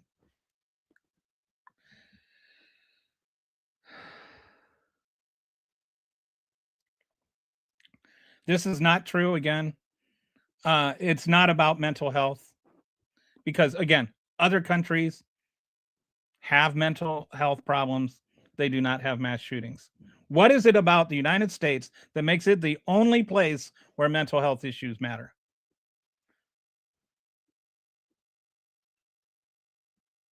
I'm not even going to go into that weirdo stuff. Gun control no, it doesn't. And again, I don't know how many times I have to say this. I am not against taking away the guns of law-abiding citizens. I'm not. Gun control is not about taking away the guns of law-abiding citizens. If you can't have that conversation, like, do you think that non-law-abiding people should be able to buy guns? Put it that way. Do you think terrorists should be able to buy guns? Do you think violent felons should be able to have guns?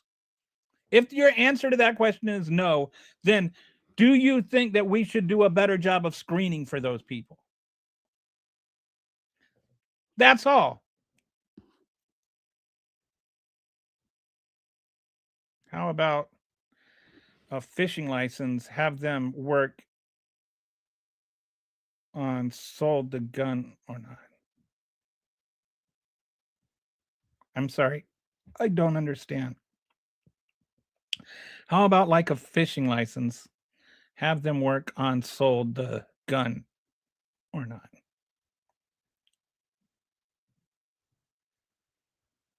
Yeah, they're not allowed to buy the gun if they fail it. But one of the issues that we have with background checks right now, other than the second-hand loophole, there's also a limit on how many days you have to wait. And I think can't remember. There's an incident recently where this was the thing where if the background check isn't completed in time, then you can go and buy the gun whether you passed it or not. And they've underfunded the people that are doing it, so there's not enough people doing background checks, so there's backlog. And so then a lot of people that shouldn't be able to pass background checks end up being able to buy guns even though they can't pass a background check.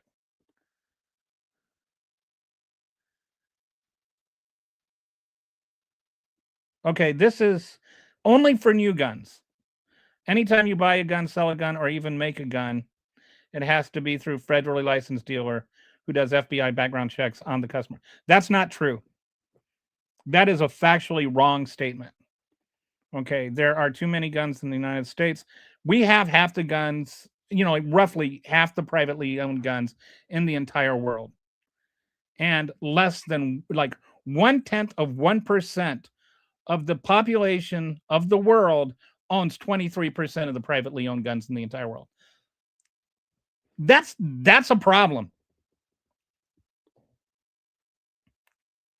See, he don't want to comment on something that's true.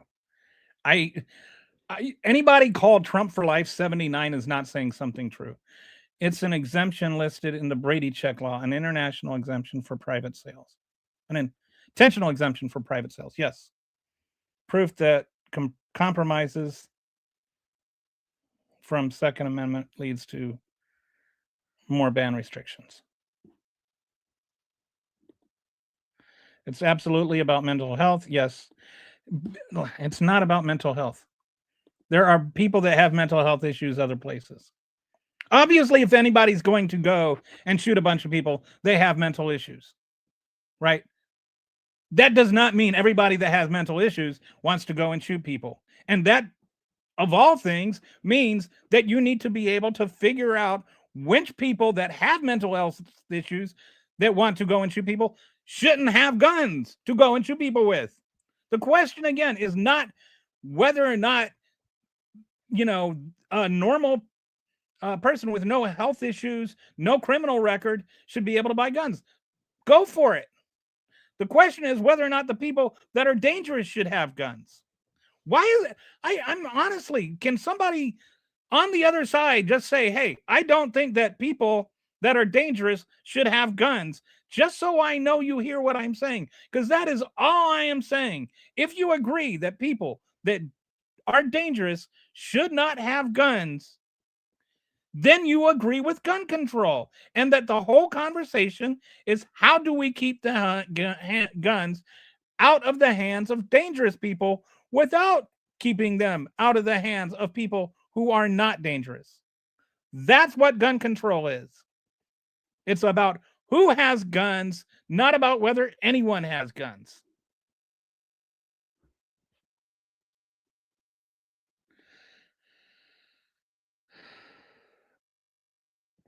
Okay, the whole mental health issue thing, yes, we need to have much more conversation about mental health issues. It is a separate conversation from whether or not dangerous people should have guns. Someone that's not dangerous today could be very dangerous tomorrow. Yes. This goes back into the, if you're not going to stop everybody, why stop anybody conversation. Some people, 398,000 people in 2020 were denied by background checks. Why should we just give them guns too? Should we just let anybody that wants one have one because somebody might get one that might someday become dangerous? I'm not willing to let the government or you determine who is dangerous. Okay.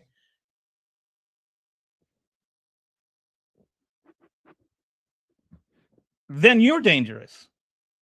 If the government is not keeping the hands out of dangerous people, then that is dangerous. So that makes you dangerous. Who decides what's dangerous? The people do. Not yes. So you think that if somebody walks into Walmart with the intention of killing everybody and just yells, hey, I'm a terrorist, give me an AR-15 and 200 rounds of ammunition, you're just like, hey, not my job to decide if you're dangerous. This dude is a tyrant. He wants everybody to agree with him. This is like not a thing I've said. Japan doesn't let civilians own guns. They have 3 knife violences in 2024. The U.S. Yeah, I mean, it's like some of this stuff. Oh, well, you're going to have mass stabbings.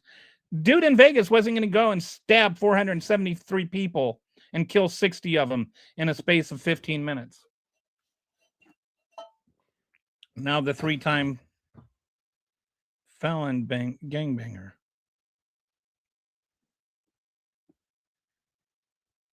I don't know who that is or what you're talking about. We already have common sense. We don't have enough gun control because we have 45,000 people a year being shot and killed. So obviously we need to do better. Okay, who is considered dangerous? So not trusting the government makes us dangerous. I think not having letting anybody who wants to own a gun is dangerous. Advocating for that is a dangerous position. So yes, in that context, it makes you dangerous. It makes your idea dangerous. It does not mean I think you should be locked up and thrown away. I think it makes you wrong. I think it makes you deliberately ignorant. I think it makes you naive. I think it makes you a fool. But I don't think it makes you, I don't think that being stupid should be a crime, but I don't think that being stupid should also be legislated. I think that dangerous people shouldn't have guns. You're allowed to think what you think, and I'm allowed to think what I think. But what you think is dangerous, because what you think enables people who are dangerous to have guns. Okay. Why is it always the manufacturer? That is a very good point, and I think we need to look more at, like, I think uh, there's some people that are saying, well, gun manufacturers should be liable for mass shootings, because I think what happens is you get, like even with the, with the assault weapons ban, assault weapons sales actually went up slightly after that. That once it removed, they went completely derailed. But the manufacturers just, tweak to tweak and here and there, and they managed to work around the law, so they actually went up a little bit. So I think making it so that you have, I think we need to look at the laws again. And I think one thing we can do is make it so that gun manufacturers that sell guns that are could reasonably be conjectured to be used in mass shootings should be liable for those mass shootings. You don't get to sell a gun and like bump stock and 200 round mags of 200 round magazines or whatever. I don't know what the 150, 200. And sell all that and then be like, oh, I can't believe somebody would use all that in a mass shooting. Obviously, what else are you going to need? You're going to use a 250 rounds. Why do you need to shoot 150 rounds in a couple of minutes? Why do you have a barrel that can absorb that much, that can handle that much heat? Why do you have to have special barrels and special pistol mounts and stuff like that to hold the heat from firing so many bullets in such a short period of time? You're not doing that for Bambi, and you're not doing that for self-defense. Now, a lot of times it's just for somebody like Ted Cruz to go and fry bacon or whatever. Can't remember what it was. He's like, oh, Ted Cruz, that little wuss. Anyway. No, it's not because you don't want me deciding what your rights are. I'm not trying to change your rights. I'm saying what's dangerous is the very notion that anybody should be able to go out and murder people anytime they want by going and getting a gun at Walmart. And I never said you should. Why is it you're one of those people that has to like change what people say in order to frame your argument? So that makes you dishonest too. See that? No. Expressing your freedom of speech does not make you dangerous. There's all kinds of speech that's not dangerous. Anyway. I'm scrolling down here trying to I'm scrolling down and scrolling over some comments when I get too backed up, because then the conversation gets behind. I haven't said anything that's misinformation. So I'll make a straw and somebody no.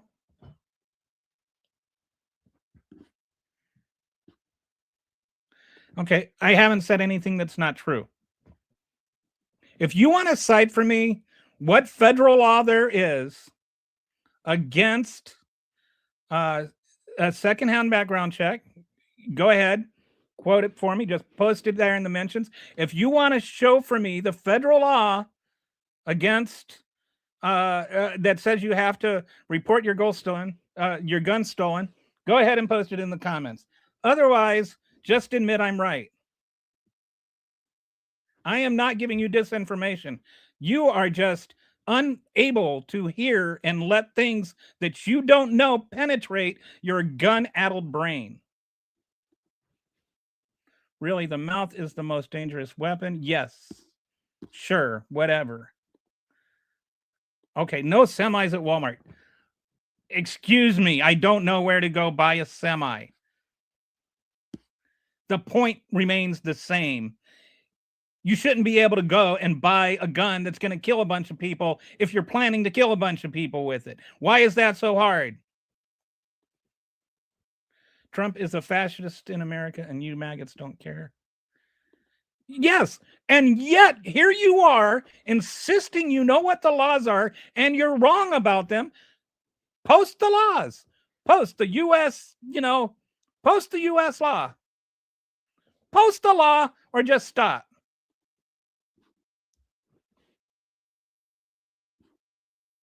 Okay, I'm not absolutely wrong. Okay, sorry. There are some that agree with me too. They have more bullets than they have brain cells. See? So give them money for more checks that criminals clearly aren't abiding by. Okay, how do you know that criminals aren't abiding by them? Because criminals are failing the background checks, which means the laws are working. So maybe we need to give them more money so that we can keep more criminals from buying guns.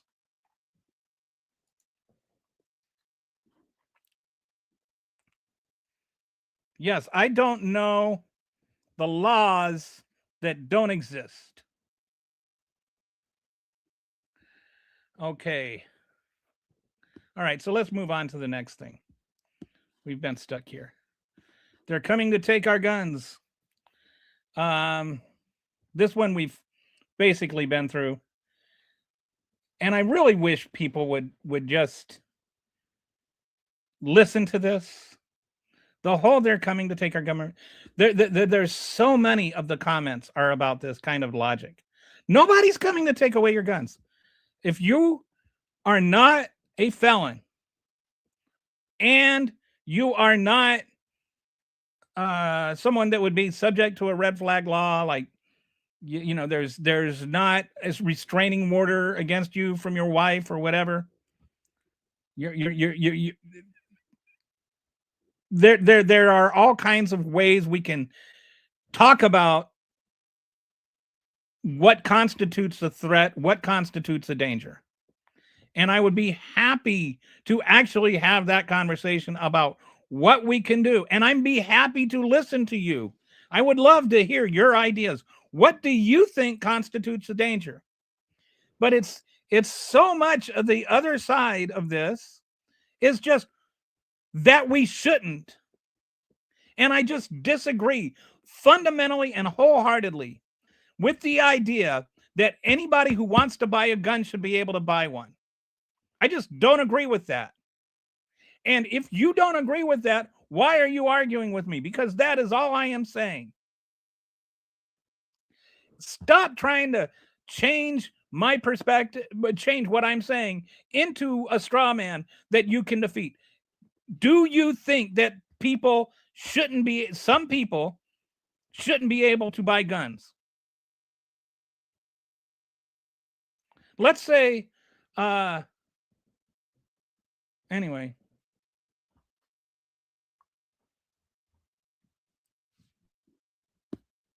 If somebody is accused of murder and they're out on bail, should they be able to go and buy a gun? Yes or no? If you say no, how would you prevent that? That is gun control. Can we have the honest argument? So I haven't seen you flagged by who? Flagged by what? That is gun control. The flagging is gun control. So you're saying that gun control should happen. If they would already be flagged, that means that you agree with gun control. Gun control is not about whether or not people have guns. That's a gun ban, a gun boycott. That's no guns is a gun ban. A gun control is just controlling who has guns and what sort of guns they can have. Biden literally.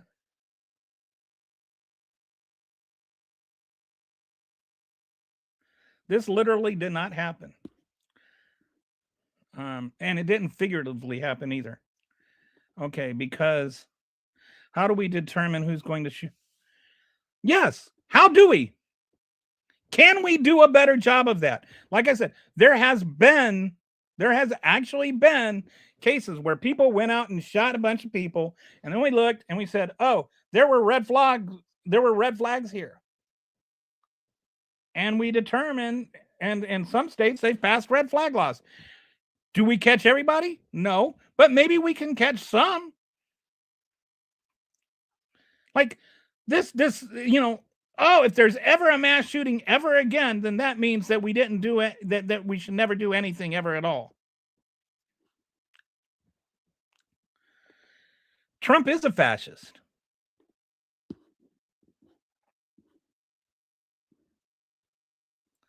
Okay, there are millions of unregistered guns on the street. So what is your plan to stop a criminal? How about we come up with one?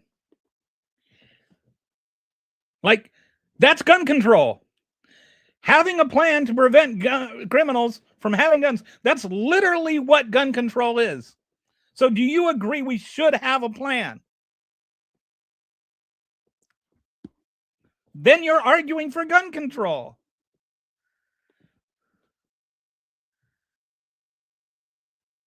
Nobody's coming here to take her guns. We just need to ignore Democrats openly saying on live TV that they are going. Democrats aren't saying that on live TV. And no bills are being proposed which would come for your guns. Like, this is not happening. We can do a better job of letting criminals back into population like government is. I don't know what that means. Where do the most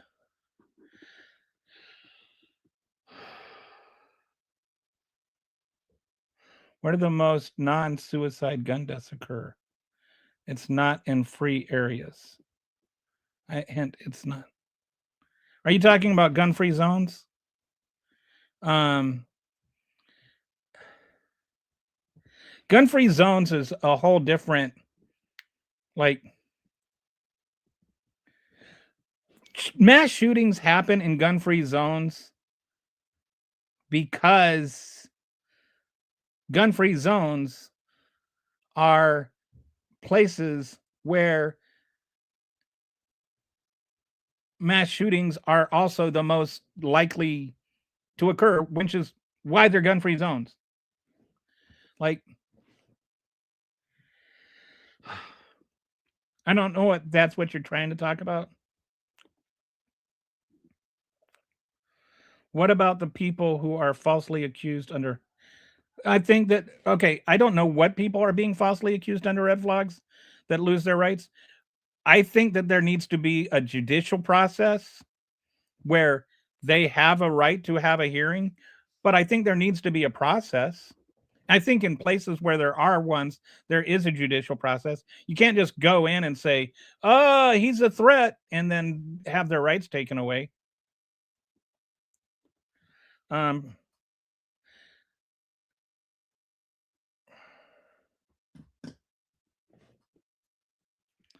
don't know if that's true or not. I'll look into it. But I don't think you can just accuse. I think that if somebody comes in and red flags you, then they have to actually prove that there's a reason to do it. Like the onus is on them to prove that you're a threat, not on you to prove you're not one.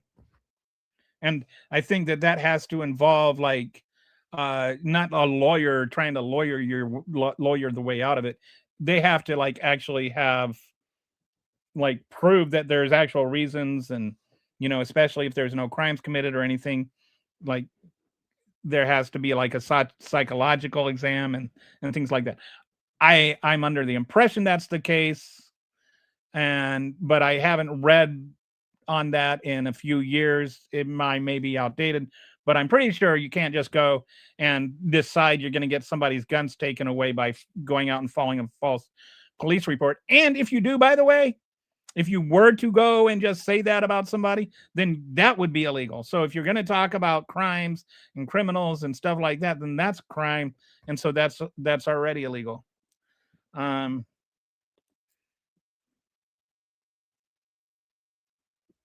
cannot tell me Democrats are not coming for our guns when people like Kamala Harris, they are going to do a mandatory gun buyback. She didn't say they were going to do a mandatory gun buyback. I'm sorry, Kelly. Or Democrats openly saying I'm coming. Okay. I think there's maybe Beto said something about a buyback for AR-15s, but in general, there's not like this, and that's a specific type of gun.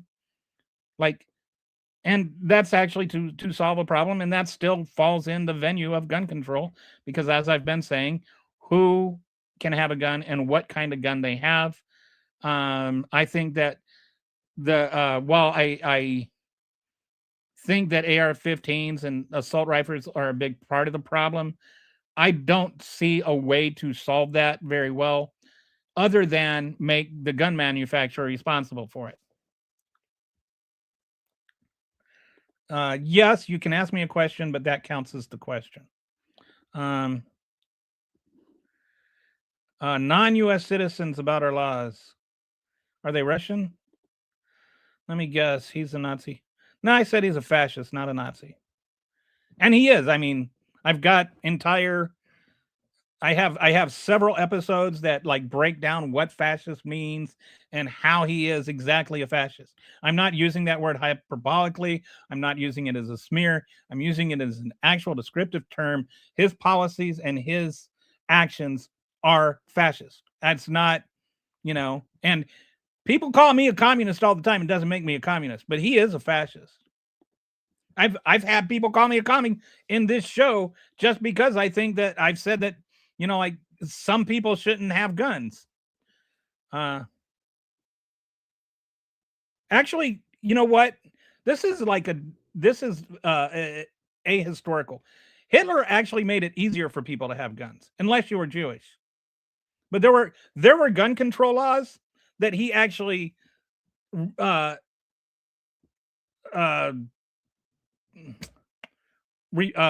reversed. It was easier to get a gun unless you were Jewish, it was easier to get a gun under Hitler. Yes, we shouldn't disarm law-abiding citizens and give government more power. I literally have said over and over again, I have no problems with law-abiding citizens having guns.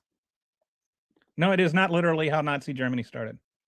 And that's not what the word literally means either. But it's not. Like, it's not. I know that's what the NRA tells you, but it is not how Nazi Germany started. And it is not what the Nazis did. Passed the law for fish and wildlife, where they did get the gun from the number down. The gun dead, they sell the... I'm sorry, Barbara. I do not understand what your punctuation would help. I'm not trying to be mean and saying that. This is a little word salad. Okay, answer the question. How would you stop the criminals from getting guns off the street? I don't know. I think we should have that discussion, though. I don't know the answer to that question. But I know the answer isn't... I know that the question isn't an answer. Like, this is not a rebuttal to gun control. This is an argument for gun control. The fact that criminals have guns on the street is why we need gun control. It's not why we don't need gun control. So let me ask you, how would you stop the criminals from getting guns?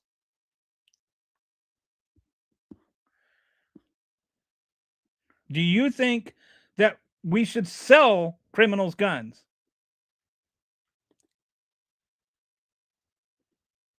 I'm sure criminals won't break the laws and get guns illegally. I'm sure they won't. I'm sure they will. But again, why do we have laws at all? We're not going to prevent murders. Why make murder illegal?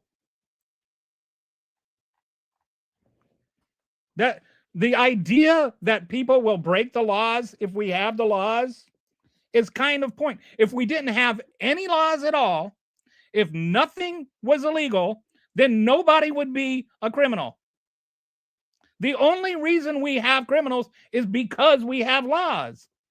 So this idea of I'm sure criminals won't break the laws and get guns illegally kind of misses the point. They're criminals because they break laws. That doesn't mean we get rid of laws. It means we figure out how to enforce the laws we have.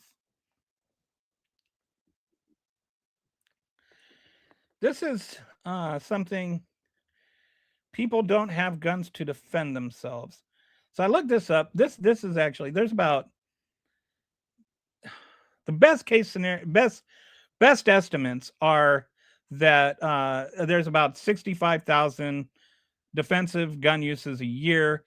Some of that might, some people think that might be low. Some people think that might be high, but that's the most respected number.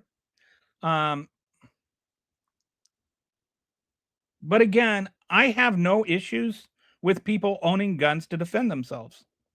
I have no problem with people having guns that aren't a danger. Like, I don't know why the question always has to come back to taking away people's guns or not letting people buy guns, that I don't have an issue with owning guns. It's not always either or.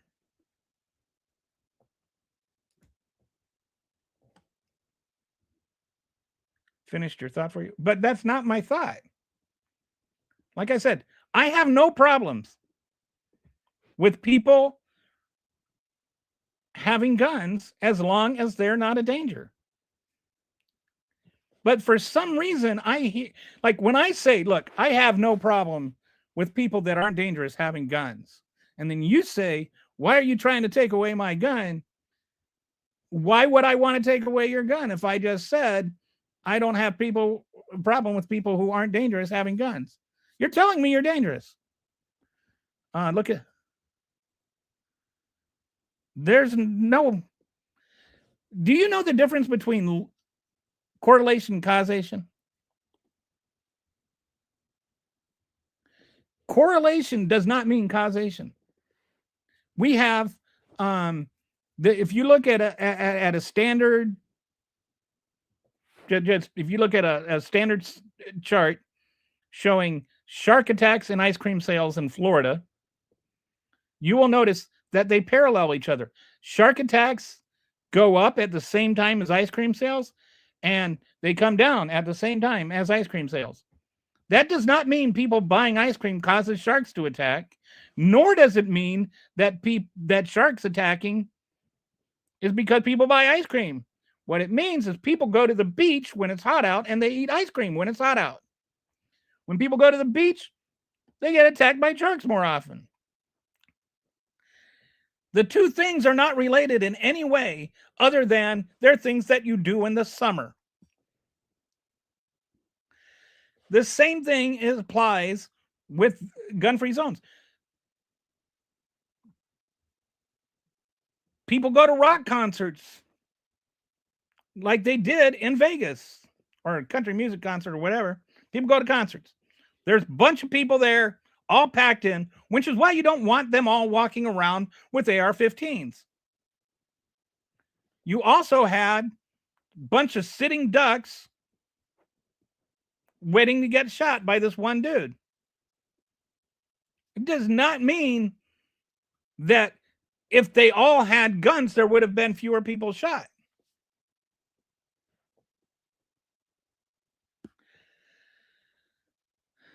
They've done, like they've done like trials where they had people that had guns. Like they'll tell people, look, we're gonna set up a classroom environment, and you're gonna be we're going to give you a gun and we're going to simulate a mass shooting, and they would know that it was coming, right? And then they'd have the fake mass shooter come in and pull out his gun and start shooting people. Usually when they stood up and to shoot, they were the first one shot. When they were able to get bullets off, usually they shot other people because they weren't ready for it. They weren't prepared. Even like if you're a trained, SWAT guy or something, you have to go through training to there's all kinds of stuff. Your blood is pumping and you've got to like control yourself and regulate yourself. Most people are not trained to do this. Occasionally you'll see people that were like there was a guy that stopped a mass shooting, and he was a police guy, and he was an off-duty police detective.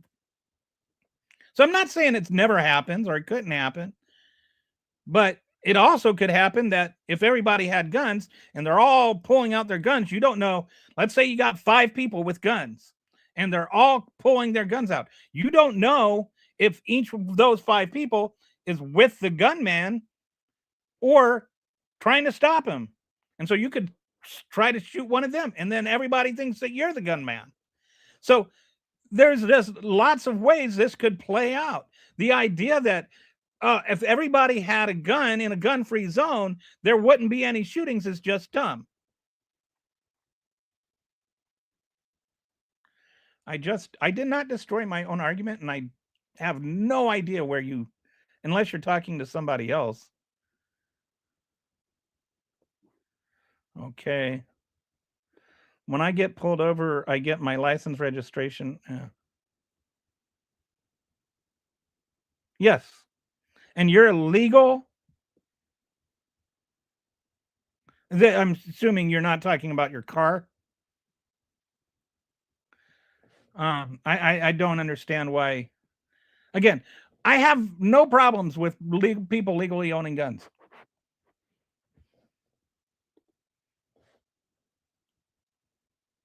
Okay, sure, Lynn.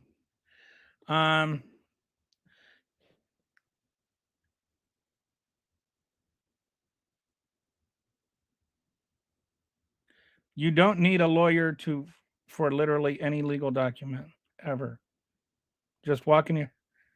Yeah, but that doesn't mean that they're going to go to somebody's house and take their gun away because you file a report. You are under the impression of a lot of false info. Okay, first of all, it's your YOU''RE under the impression of a 2 words lot of false info. And third, you're under the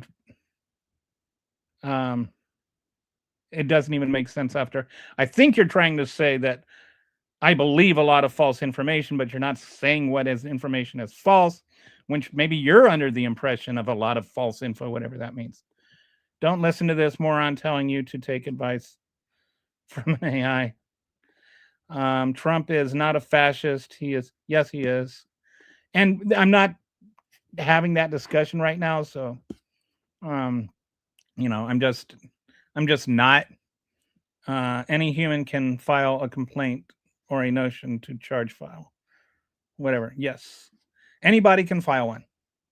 If I go and I file somebody, if I file charges against somebody for assault, if they didn't assault me, they're not like the police aren't just going to say, oh, well, he insulted and then go and lock them up and throw away the key. they're going to investigate it, and then if I didn't assault them, I'm going to be charged with filing a false police report. I am extremely are you a danger to society? That's the question. Uh,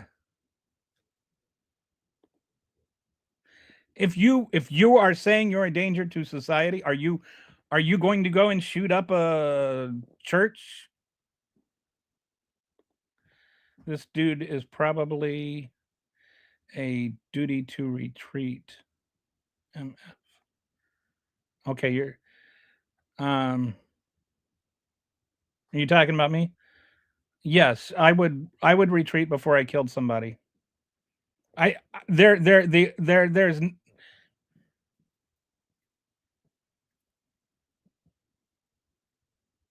like if somebody were to carjack me, for instance, I would let them have my car because I would rather have lose my car, collect the insurance, than have somebody than have to murder somebody or be murdered. Like I feel like there are solutions that don't involve killing people. That's me. You want to kill somebody? Go ahead. If you are not a criminal, you should be allowed to. I don't know how many times I have to say that. I have, but unless there are other exceptions, though, like if there are scenarios where people are threat to themselves or others where they haven't actually committed a crime. But I think in those situations, typically you need a psychiatrist to examine them and make that determination, and a judge has to hear it and it has to be reviewed. This Lynn guy that thinks that you can just go and make up a story and the judge will like revoke your Second Amendment rights is just wrong. He says that he's got this. He happens all the time on his job. I don't know what he does. Maybe he's a janitor at a court. Yeah, you keep making that claim and it's not true. Okay, so you have no idea what it takes to get a gun or background checks are.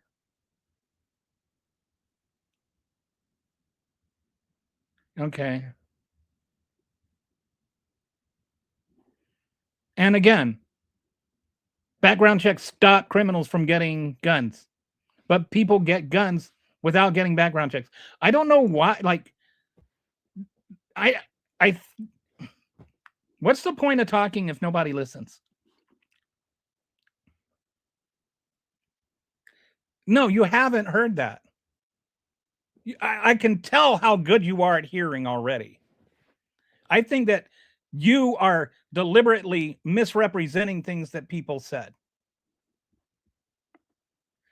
Yes, I can pass a background check.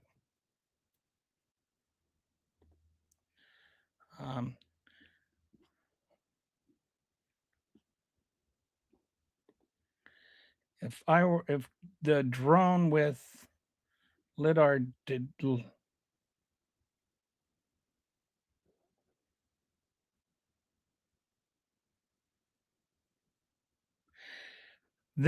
if the drone with lidar detects your gun and you have a permit for it, it's it scanned your face, you're good. I just I say I have no idea what that means. If you want the guns, you get them easy to write checks. Easy to write checks other people have to cash. You can. Your gun control will only. How does gun control limit law-abiding citizens? If I say you should only be able to have a gun if you're a law-abiding citizen, how does that prevent law-abiding citizens from having guns? Like, What sense does that make? Okay.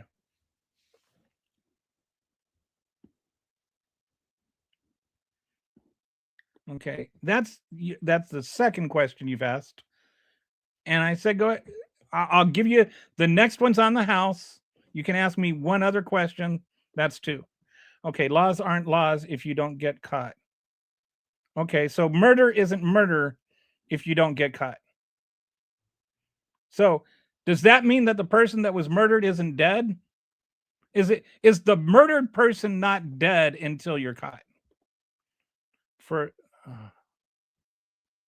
So all those people and those two people in Brown University, they're still alive. But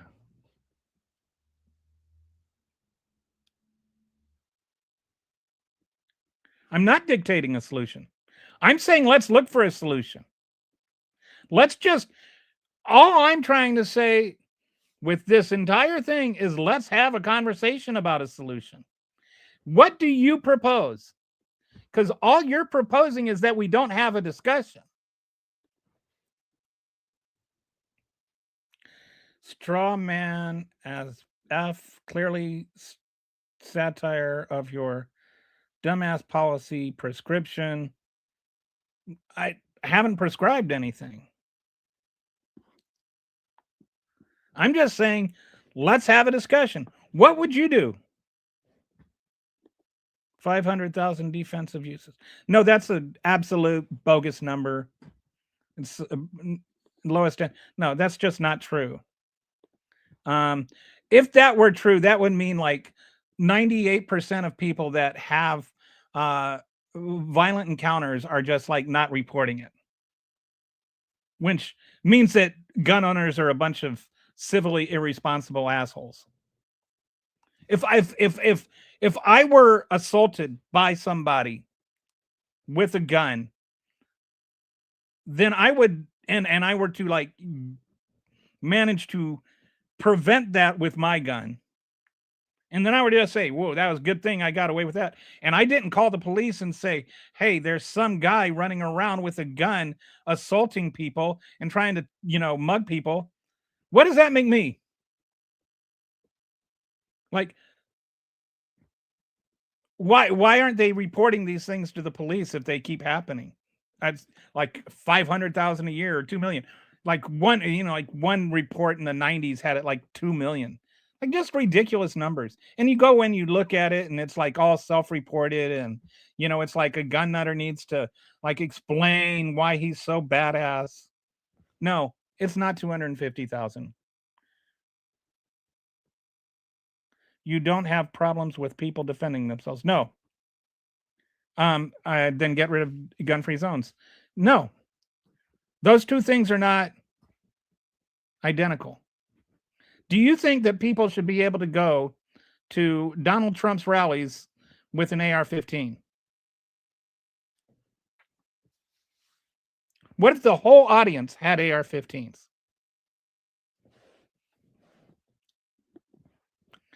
Cancel student visa program. I don't know what lidar drones are, what you're talking about here. You'll never fix the problem unless you get rid of guns.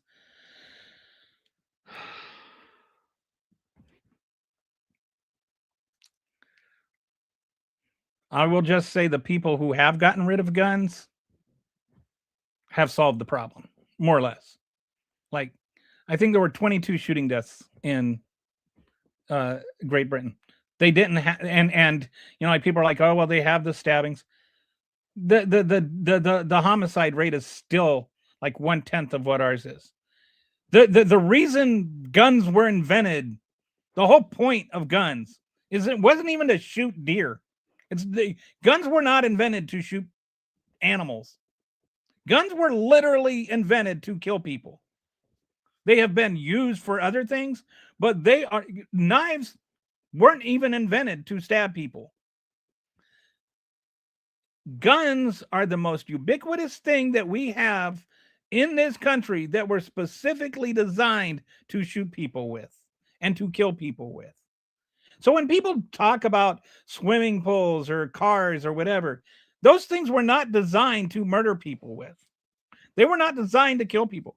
Guns were literally designed to kill people. Even if you're using them for defense, you're using them to kill the person who is trying to kill you, probably with a gun.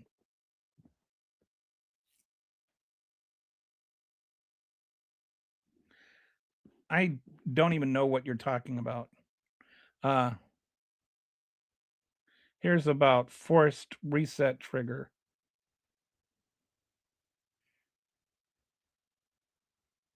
I don't know what forced reset trigger is. I'll look into it. I don't know if that means that people should be able to have guns if they're dangerous criminals, but you know, I have a feeling it's a straw man. Certain people can have guns. Okay, you're just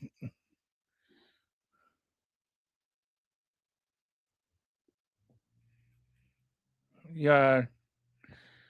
All these, like Australia, Japan, England, none of these countries have like these issues with the government that you keep talking about, but they've disarmed people.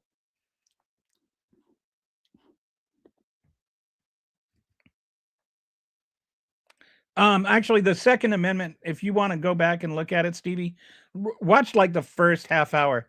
The Second Amendment does not mean what the Second Amendmenters actually think it does. The Constitution itself was written so that the government could put down insurrections, not to protect us from the government. The Constitution was literally written to protect us from insurrections.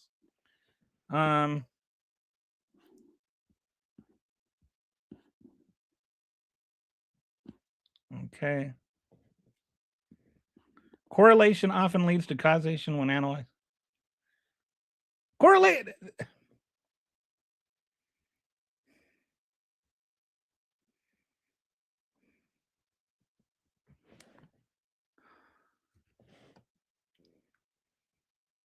There are times when I just read things that are so stupid that it's really hard to believe that somebody could utter that sentence and think that they made a point. Correlation does not lead to causation. The relationship between two things are correlated. Whether or not one thing causes the other is a separate discussion. But correlation never causes causation.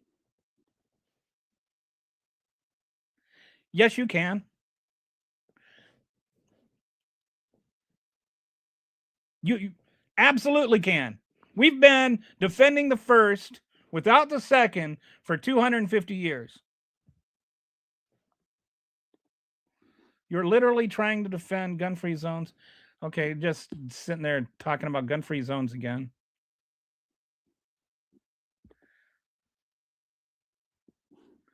Okay.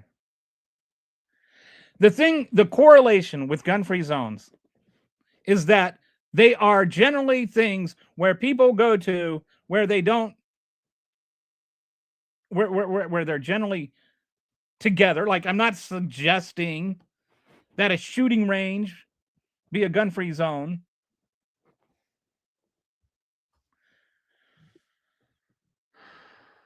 But they're places like churches.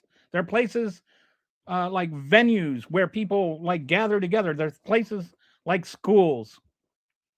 They're places where you don't need guns. There's no reason to have a gun there.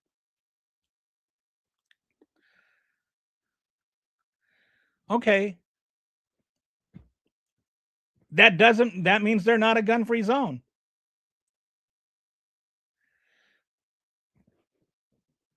So, I'm talking about where they have gun-free zones.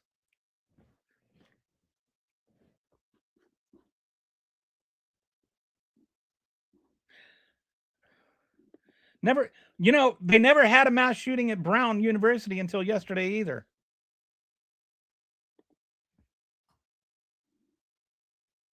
There are free open targets with no way to. So, why not keep the guy that's shooting them from having the gun to shoot them with. I don't think if more guns were the answers, if more guns in more places were the answer, we have as a nation nearly half the guns in the world, half the privately owned guns in the world.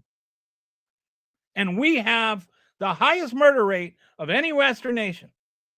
So maybe the issue is we've got too many guns and not that we don't have enough guns.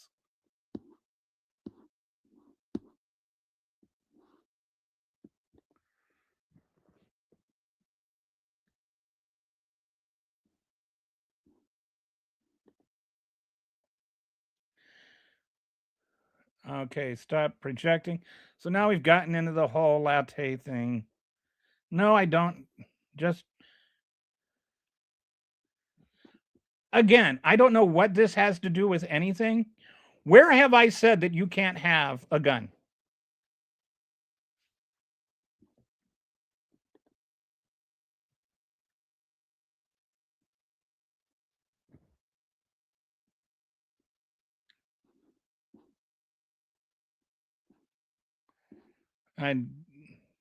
This guy's still going on about Biden.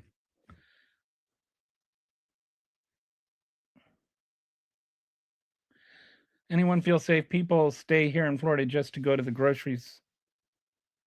Like, you should not have to arm yourself to go to the grocery store, to go to the movie theater, to go to school. We don't have to have guns everywhere to feel safe. If we have to have guns everywhere to feel safe, it's because we don't feel safe because there are guns everywhere.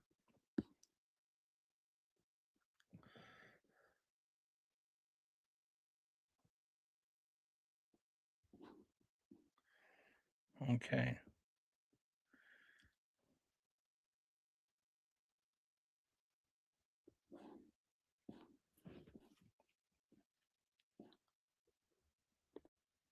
If someone has carjacking, you have no idea what they're planning to do. You have no idea what's is attacking you if they forfeit for their life. Okay.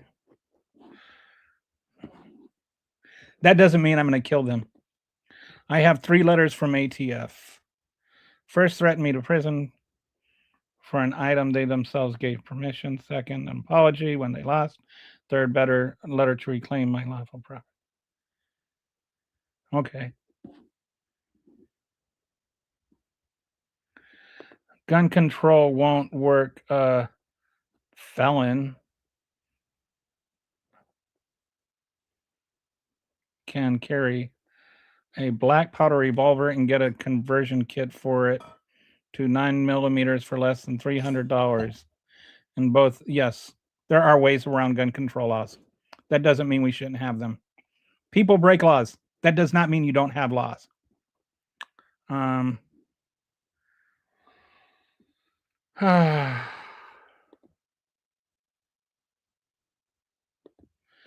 Another, of course, now we've got to use the R word. But I have never once said, and I've repeated many, many times, I am not against law-abiding people having guns.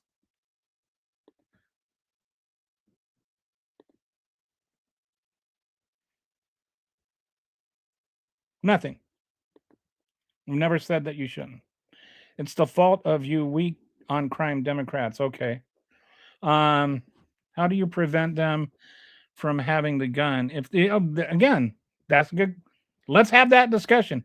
How can we prevent criminals from having guns? How can we prevent people that have mental issues? You're the guys that are always saying, well, they're crazy people. That's why they're doing it. Okay. How do we prevent the crazy people that are going to do it from having it? Let's have the conversation instead of using these kinds of rhetorical devices to prevent having the conversation. Like, we either should or we shouldn't. You want to prevent them from having the guns or not? Yes, big cities have higher crime rates. That's true whether you have gun laws or not. It's and actually there are higher murder rates in some red states and in some rural areas than there are in some urban areas. The numbers are higher, but sometimes the rates are not. This is neither here nor there. Even if it's like a Democrat run city where the gun deaths are, how can we solve it? Like, how can we have fewer gun deaths? Like, sitting there just saying, oh, well, these people are worse than this people. Okay, how do you solve that? Like, can we have solution oriented conversation about this? That's all I'm asking for. Why is that so hard? Why can't we just talk about a solution instead of just, sorry, I need to get my plug here. Why can't we just have a solution? Why can't we have a conversation about solving the problem instead of just saying why we can't have a conversation at all?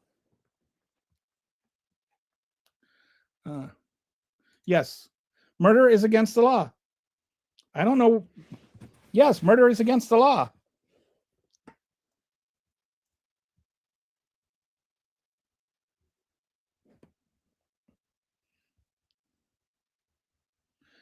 Okay, you must be talking about Donald Trump. Don't we already have? I don't know exactly how many gun laws we have. I don't know if it's 20,000. But if we have 20,000 and they're not working, maybe we need to change them.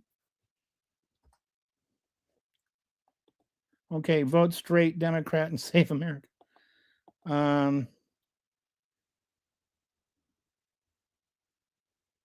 Okay. People that use the R word, it's like, do you know anybody that has children with Down syndrome? Like, I find the term really offensive, and it's not like a liberal thing or, like woke thing. It's just when I was in like 5th grade, I was in Weeblos. I had a Weeblo leader, Mr. Konkowski. He had a son with Down syndrome. And he was, I think, the same age as me. And he came home in tears because a bunch of bullies were making fun of him and calling him the R word. And this my Weeblos leader was a pretty big guy. Was just in tears. Like, literally, I'm watching a grown man cry because he feels so bad for his son being bullied by, kids that are using the R word against him. And never used the word again after that. I'm just saying. It's an ugly, ugly word. Call me an idiot, call me an asshole, call me a moron. Just don't use that word, please. I'm not saying you have to agree with me. I'm not even worried about being insulted. Got all kinds of people throwing all kinds of insults. But just as a human being, with any kind of decency towards other human beings, understand there are people that have things like Down syndromes and have real mental issues, and being used as a pejorative, having your child used as a pejorative, is really friggin' ugly.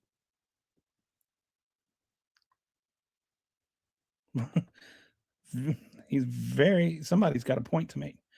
But non-law abiding people are going to follow the laws? No. That's literally what non-law abiding people are. That does not mean you don't have laws. If people break laws, if you have laws that people break, then you can punish them for breaking the law. If you don't have the law for them to break, you can't punish them for breaking the law.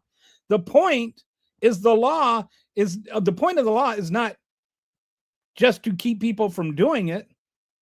The point of the law is that you can do something to people who break it. You make the thing illegal, and then if they do it, then you can fine them, you can arrest them, you can put them in jail. Do you like? I just, it boggles my mind that people, gun control is using two hands. Then you're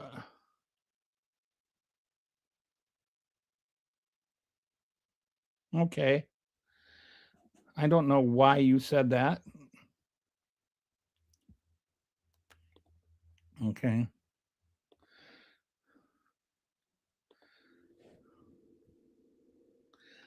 I sorry, the whoever you are, that I didn't answer whatever you asked. We have laws about drinking and driving, and more people don't die from that. And again, I've addressed this. We have laws against drinking and driving. Do you know why we have laws against drinking and driving? Because people were dying from that. And you know what happened once we started passing things like open containers laws and lowering, like passing drinking and driving laws, and then lowering the blood alcohol content, and fewer people were dying. So we do have laws about drinking and driving. It's not, I mean, and nobody's talking about taking away guns either.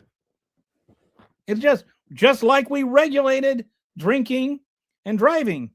We're just saying we have some regulations about who owns guns. We control who owns guns and what kind of guns they have. Like, when you make these arguments, like about drinking and driving, do you realize you're actually making an argument for gun control? Like, the reason, like, let me reverse that on you. Do you think that drinking and driving should be illegal because, or we should just make it legal since people drink and drive? If people are going to drink and drive anyway, why make it against the law? Next, he is going to write a book and tell us to buy his book. Okay, Lynn, you're not obligated to be here. Okay, you can marry someone that doesn't have a United States birth certificate, but if you abuse them, you shouldn't have married them.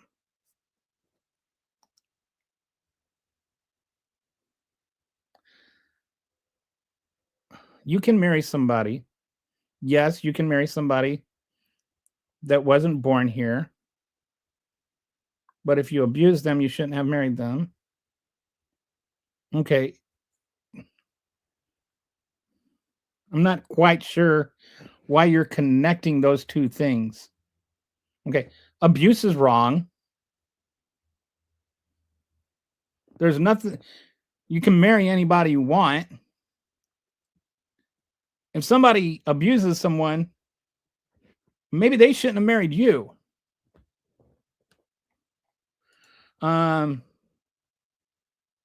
Repeat offender, yes. Repeat, what kind of repeat offenders? Repeat offenders for what?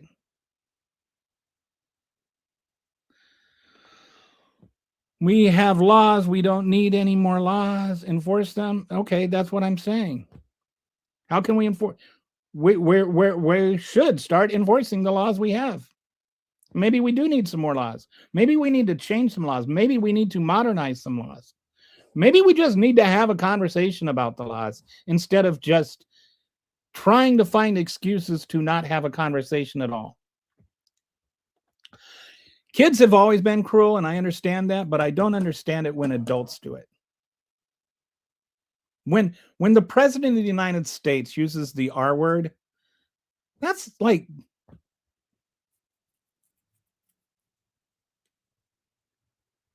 it's just terrible.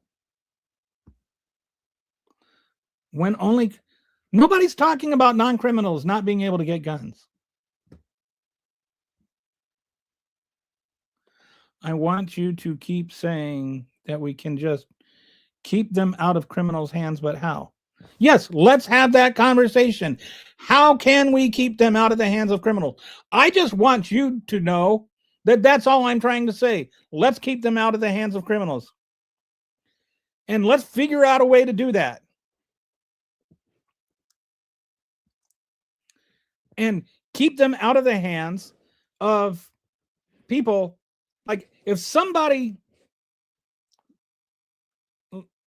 threatens their wife for leaving and they haven't committed a crime, but the wife has a genuine fear that they're going to shoot them and has a restraining order on them, should that person be allowed to buy a gun? How many, there's like people that actually go out and murder their ex-wives. There are some people that are unhinged but haven't committed a crime. And those unhinged people want to commit crimes with guns. How can we keep them from having guns? What can we do to also protect people that are just being wrongly accused? Those are real conversations to have. Let's not use this as a deflection to not have the conversation. Okay, Magas, watch them go. Bro, these people are justifying killing their kids by saying they want to save their body and bank accounts. These people are irrational. It's like you say, I've said like 100 times in this show, I don't have a problem with law-abiding citizens having guns. And then it's like 30 seconds later, how come you don't want law-abiding citizens to have guns? They don't really seem to be arguing rationally. We've had this conversation like 5 times now. There are ways to get guns without going through a background check. We should ban assault butter. Okay. Bro, we literally banned alcohol. Yeah. Completely different thing. Alcohol was not designed to kill people with. Can the cops have guns? Yes. We should never call a mentally ill kid R for being mentally ill. However, a full-grown adult who should have a semblance of intelligence is acting blank, so you're a bleep. No.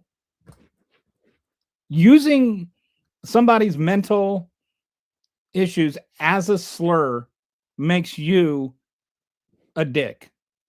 Stop being a dick. 40,000 deaths a year from guns. Yeah, that's like, to me, a lot. They had 22 in England last year. Making guns. Who's talking about making guns illegal? Nobody. Stop saying that. Nobody. I have not said make guns illegal.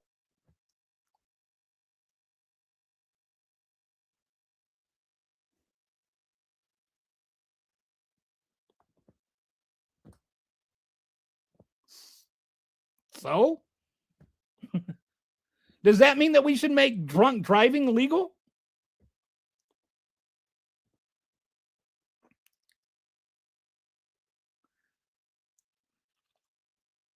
I have no idea what you're talking about. Like, you always got to throw in this like just insane thing. Did I say, okay, open borders is completely irrelevant. And I've never said that single moms shouldn't have the right to defend themselves. Like, why do you have to lie? If you have to lie to make an argument, you don't have an argument. Okay. Should we have stricter laws for driving cars? We have.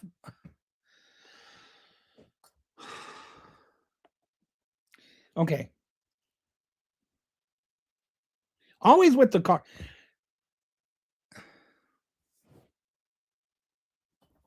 Let's say every morning we had everybody in a city, or like half the population of the city, go out into a central place and just start shooting guns at each other.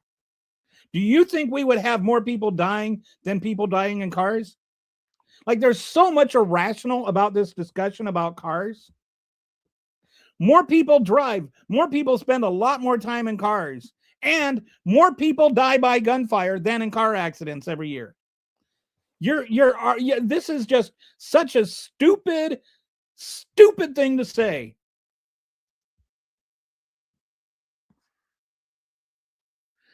Barely 100. That's not true. No, that's not true. So what? And it's not true. Yes. I don't know maybe if that's true or not. But again, it's not really relevant. We have gun laws that are more strict than alcohol. Can you buy a gun if you're under 21? Gun control, gun control was a failure 30 years. No, it wasn't. So what regulations? Good question. Let's talk about that. Let's talk about what regulations. Let's actually have that mutual conversation rather than whether to have the conversation at all. I think that is a good place to start. Like limit magazine sizes to 25 rounds or something. Why do you need a 100-round magazine? There are, and I'm just throwing out things. Like, we can have conversations. If you think 25 is too small, well, what do you think and why? Let's actually have a discussion. I don't think Vic is disagreeing with me, but like to the NRA people, but nobody gives. Okay, yeah.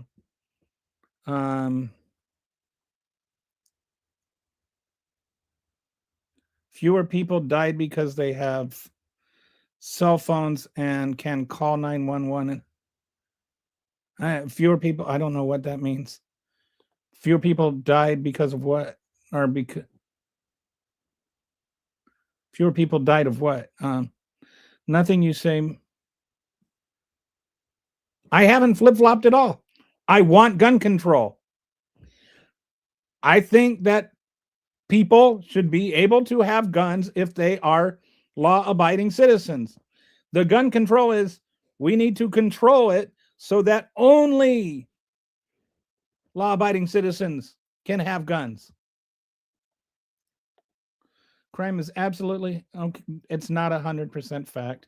I have assault gun. Did I have an assault gun? Did you mean that? I didn't keep my assault rifle because I'm not in the military anymore. I have assault rifles and they go with me everywhere. Okay. I don't know why you're so afraid.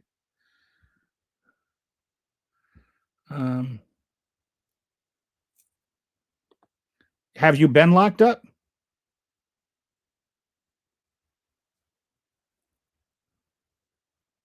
Who's talking about locking you up? People who use them to hurt others people who use them to hurt others don't care about your laws. No, people who murder people don't care about my laws. That does not mean that murder should be legal. There are laws already in place, and the ones who hurt people don't follow them. Right. So that means we shouldn't have laws because people break them? How does that make sense in your head? Like when you're typing that out and you're thinking, whoa, wow, this is a great point. Are you actually thinking about the thoughts that you're having? Yes. People who break laws don't care about the laws, but the laws are not there to make them care about it. The laws are there so that if you break them, you can be punished for doing it.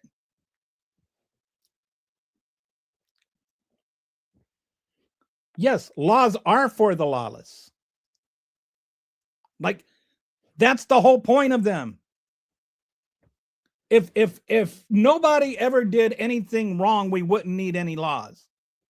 We have laws because people do wrong things, and we make those wrong things illegal so that people either A, won't do them, or B, will be punished if they do them.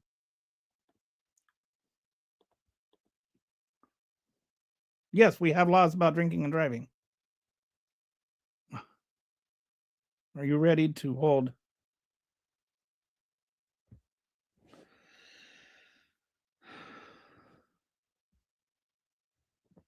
It's not the same thing. They're not designing. If they were designing cars that had like a holder for Jack Daniels and had like little straws that come up from the Jack Daniels bottles and had like, ways to get more inebriated while you're driving, then I would say yes. They're not designing the cars to be driven while drunk. When you're designing weapons to shoot lots of people with, that's different than just designing weapons. He ignores the real issue. What is the real issue? Tell me the real issue I'm ignoring.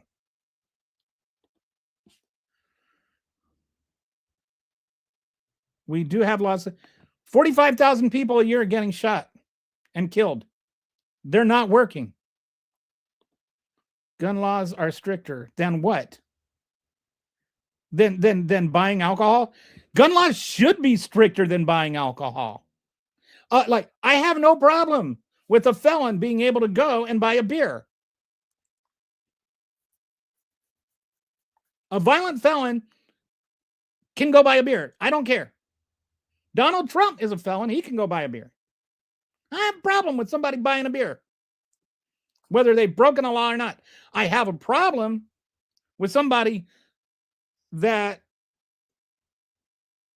has a violent criminal history going and buying a gun. I don't have a problem if they buy a beer. Gun laws should be stricter than buying alcohol. I don't know what's not the same. If you take high capacity mags, that is direct. It's not. It's not. And again, go back. I'm not going to re-talk about the first 30 minutes. You're wrong about the Second Amendment. The people that kill their children want gun control. I don't know. I've never killed a child, honestly. We already have laws for that. The people who break the laws will break any more you add as well. Okay. But again, laws are about enforcement too, right? If you make something illegal, then there's the enforcement mechanism, which means that people can be punished for breaking the laws. If murder weren't illegal, you wouldn't be able to punish anybody for murder. But people still murder. Does that mean we should do away with laws against murder?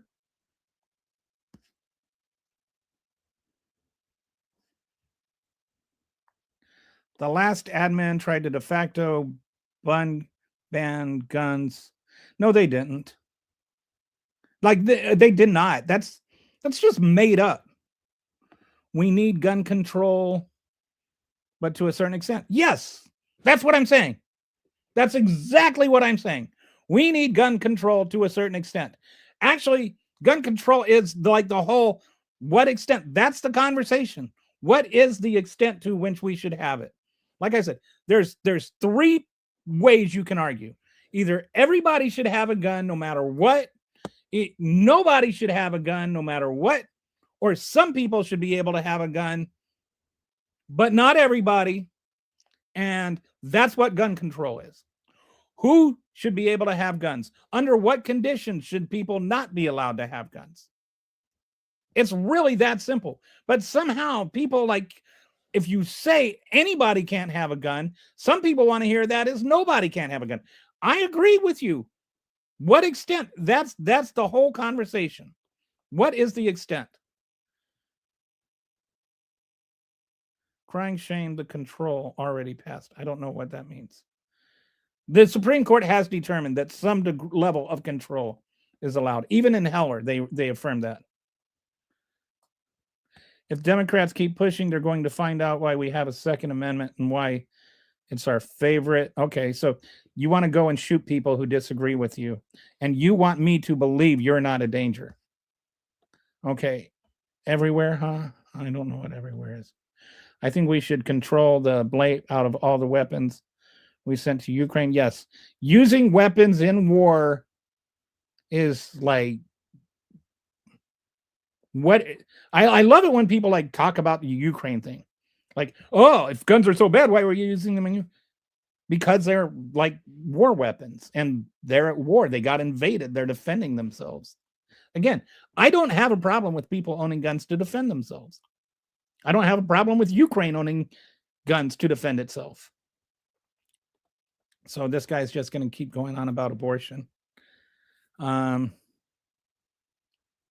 Okay, some of these comments, I think I might have. Okay, why are people like you?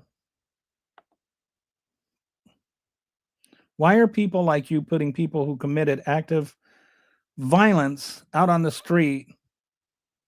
This to even be an issue. I'm not. Okay. But you know who is? Donald Trump.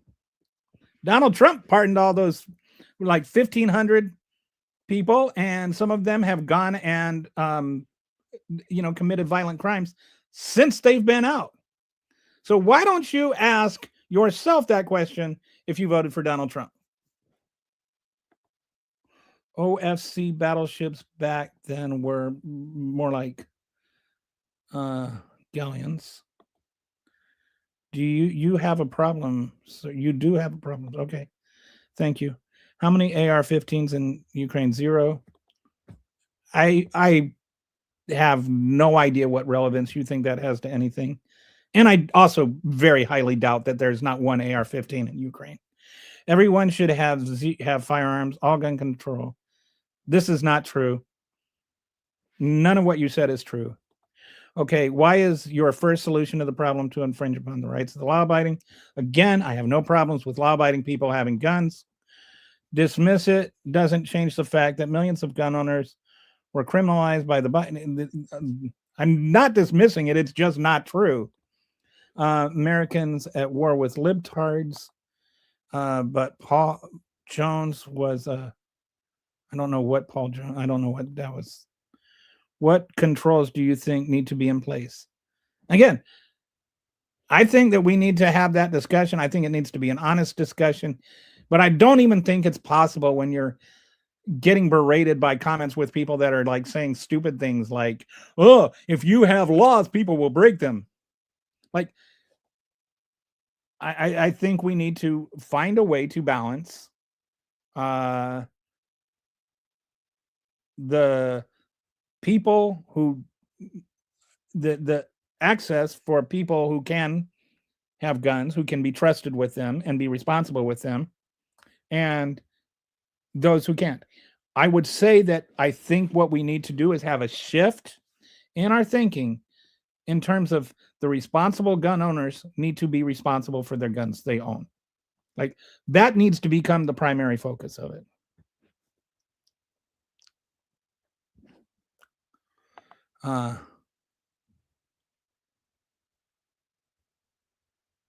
Bro voted for, I don't know what you're talking about. Okay. I don't know what that's talking about. No, I'm not wrong about the Second Amendment. I don't have TDS. It's not even a real thing. It's your stance to free these criminals. I don't know who you're talking about. Yes. People also have cars.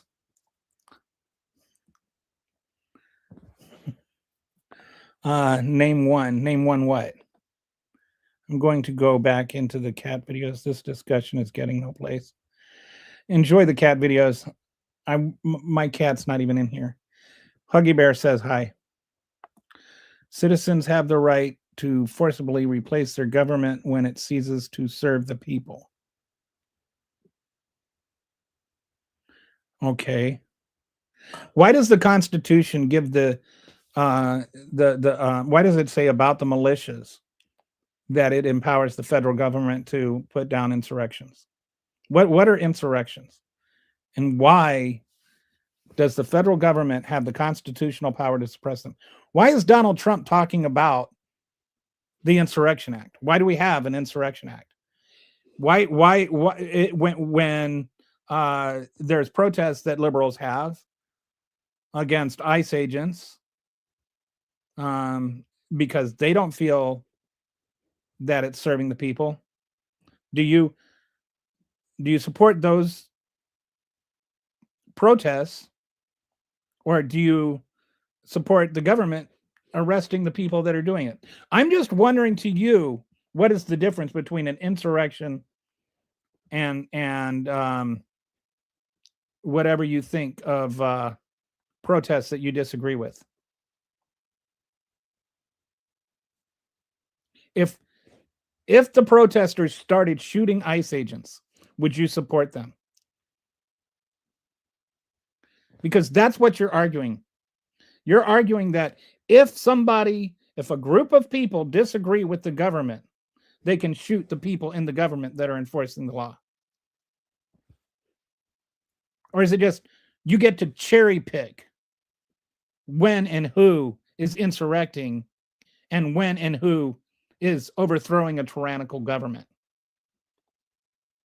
What about the 200 FBI agents that there weren't there were FBI agents that came in after it started? Donald Trump was president on January 6th.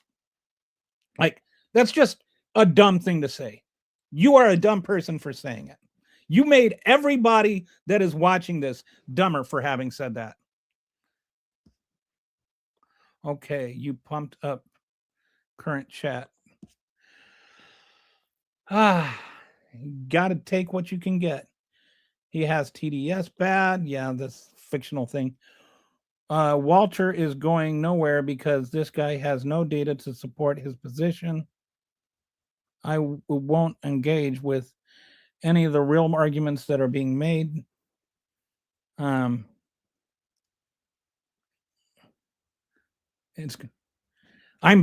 actually engaging with all of the arguments that are being made. The problem is nobody's actually engaging on what I'm saying. At least none of the MAGA weirdos are. Like, I am saying, again, I think that we should make it so that only people who are law-abiding citizens should be able to buy guns.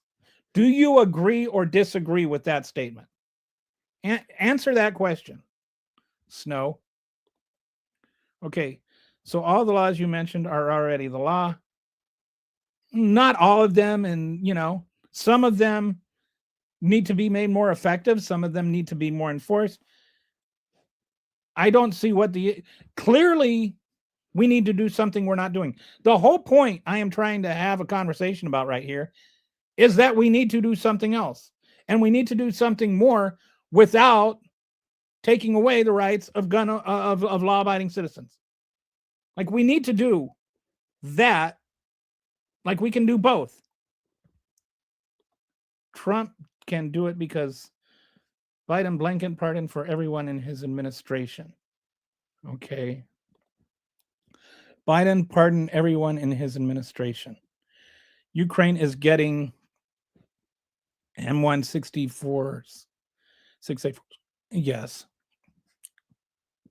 Absolutely not. Well, you said it in caps lock, so it must be true.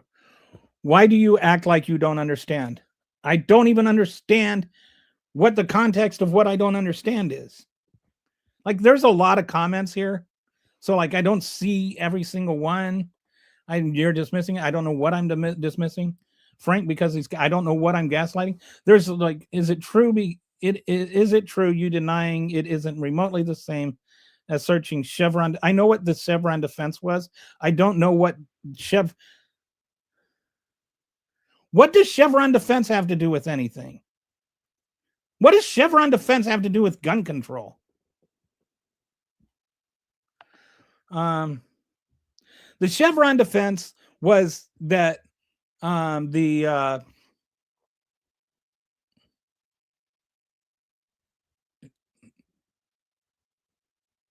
executive branch could interpret the legislative laws if they weren't specific enough. The Supreme Court recently overruled and changed that and said that if it's unclear, then the judicial branch gets to decide. Has nothing to do with gun control. The initial thing was about the EPA and Chevron. Okay. You're not, see, this is, you don't engage on the content. You just yell insults and then you run away.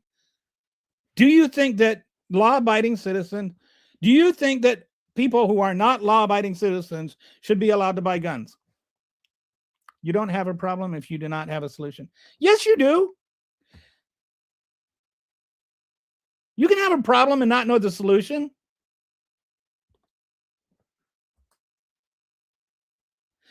Okay, I am such a fool, but you cannot even engage in the content at all in anything that I've said.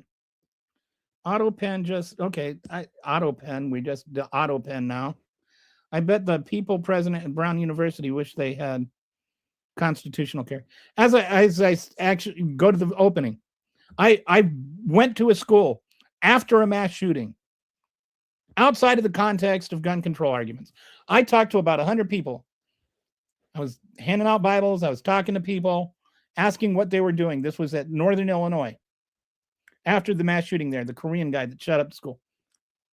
Asked a bunch of people what they were going through afterwards. Every single one of them was talking about texting their loved ones. Not one of them said that they wish they had a gun. So you can bet what you want, but you would lose the bet. There may occasionally be somebody, but most people, when they're in that situation, are not thinking, oh, gee, I wish I had a gun. Most people are thinking, I wish the guy that's killing everybody didn't have a gun. I love how Grandpa can't fix his computer screen on his glasses. Okay, I don't know how to make like glass not reflect. I'm sorry, I have not figured that one out. If you have a magic solution, I'm open to hear it. It bothers me too. I know the reflection thing you're talking about. I've looked for glasses that have like anti-reflective coating for reading glasses. I can't read without the glasses, and I can't like not have the light on the computer. Okay. Oh wait. Okay. I love owning. Okay. Good. Never said you shouldn't have them. Never once said you shouldn't have them. If you're a law-abiding citizen, go ahead, buy guns. Never said you shouldn't. Death sentence for gun crimes. I don't know if I'd go that far. Okay, I'm an asshat. Research the Heller and oh, okay, yeah. Actually, that's not really what Heller says. It says, you know, guns in common use, and the actual AR-15s has not been reviewed yet, but they weren't in common use at the time. Now they are. That is still, like, to me, Heller is junk. Heller is just bad on its premise because, you know, he just threw away the whole militia clause as though it was just there because of poetry or something. Like, Heller is a bad decision. And again, I'm not going to go into it again. If you care, I've got a whiteboard video on why, and I've also discussed it a bit earlier in the show. Is he just staring at 3 menu? No, I don't even know what that means.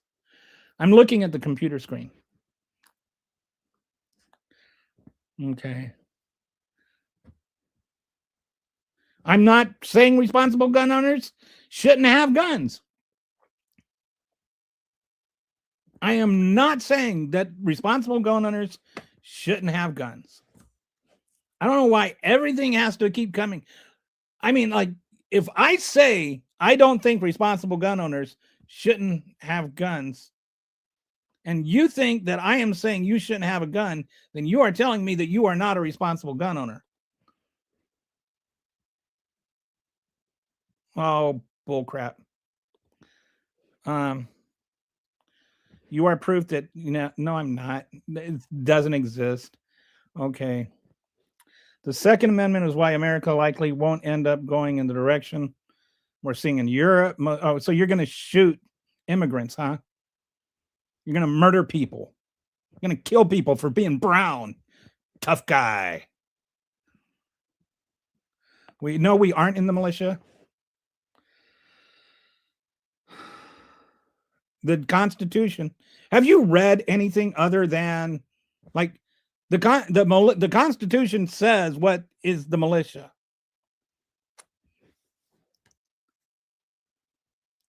Does Congress appoint your officers? Everyone that is signed up for the draft? No, that's not true. It's history. It's not debatable. Okay, this guy, I don't know what your issue is. Okay, yes, because it's the kind of person who will, blah, blah, blah. What about the immigrant that defends the country?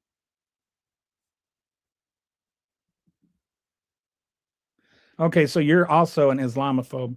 You're like really a nasty piece of work. Okay. Yes, read Article 1 and Article 2. Read the actual Constitution.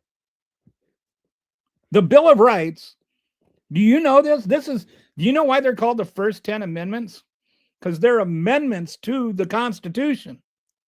All right. So when it talks about the militia in the Second Amendment, it's referring to the militia that is talked about in the actual body of the Constitution. It is amending what the Constitution says about militias. So you can't take the Second Amendment and divorce it from the rest of the Constitution. ICE is serving Americans who voted for immigration reform. Okay.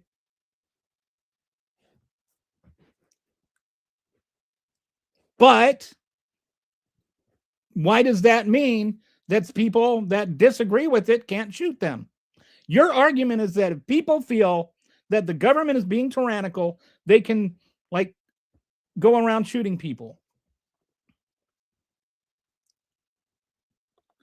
Okay, hundreds of FBI agents present.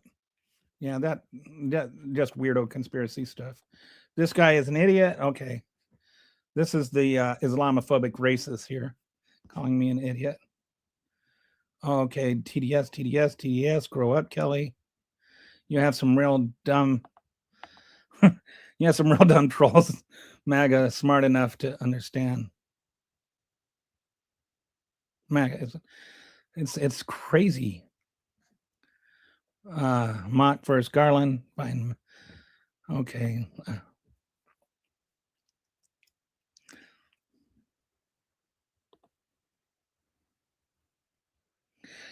There were not numerous undercover FBI agents.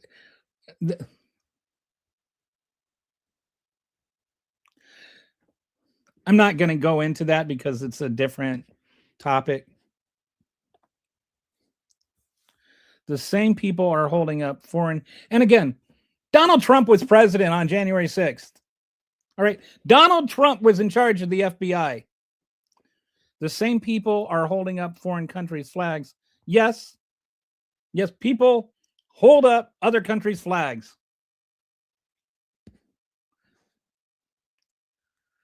After you take guns away from the... Who's talking about taking guns away?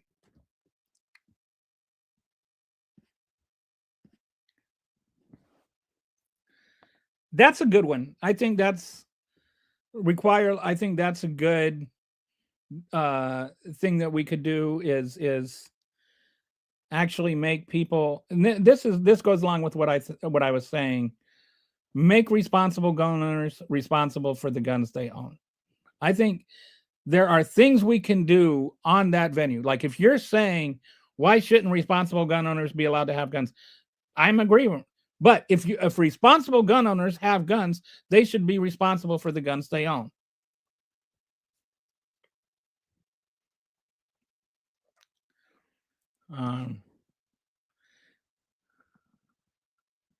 Yes,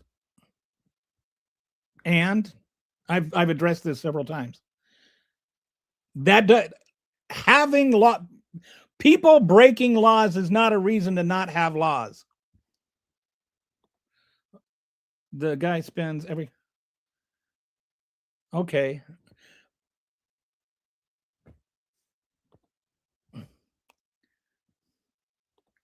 How do we know who is a radical Muslim? A radical Muslim is who follows Muhammad. Believe in Allah and the Quran. Okay. Don't know what that has to do with gun control.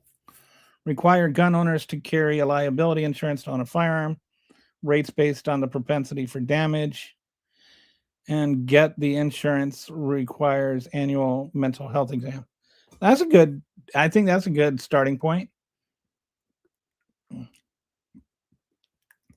Like, I wish we could have more like actual conversation about what we should do instead of just people saying yelling that we shouldn't do what I'm not saying we shouldn't do.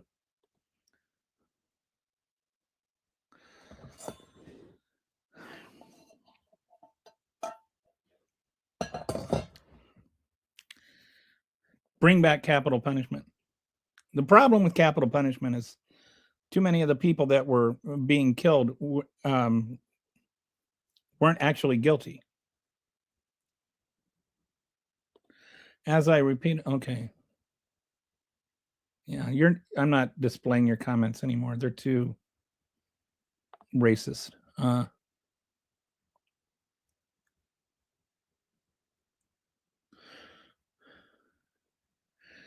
Yeah, this so many like how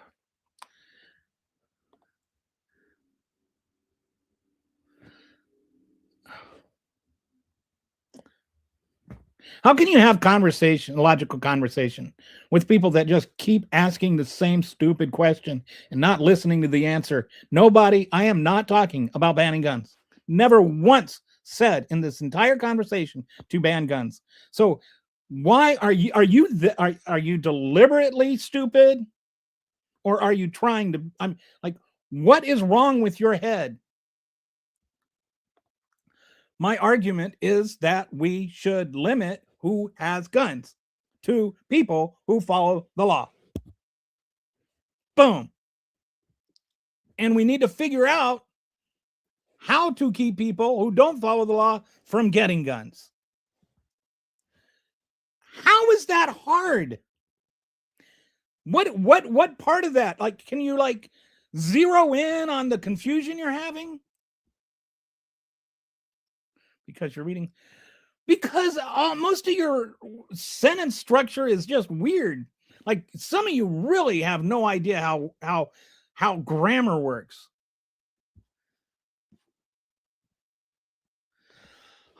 Okay, I don't know how many times I mean, like, this is just wow, just people just cycling through the same. Yes, I have a problem with racism.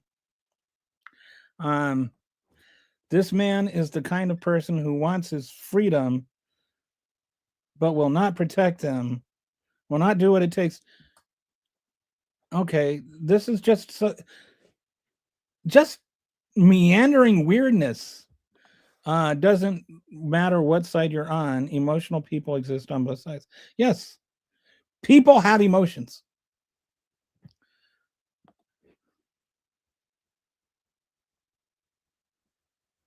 Australia has no mass shootings for 30 years. Now America is trying to say we know what's best to stop mass shootings. Oh, well. How many Republicans do you think commit violent crimes? I don't think that they really measure violent crimes by party registration. I'll be reporting your channel to the police. You advocated. No, I didn't. And that's just a lie. I used a logical rebuttal that if somebody is saying that a government or that if somebody is arguing for armed insurrections, then they are arguing that it is okay to shoot ICE agents. I am not. I'm actually the one against it. I'm the one saying, no, you can't have an insurrection. The one arguing for it is the dude that made the stupid comment.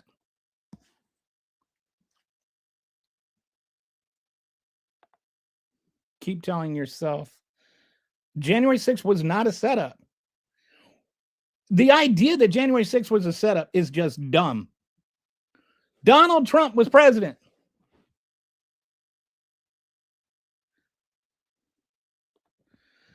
Okay, this guy, my goodness, you just like control pasting that.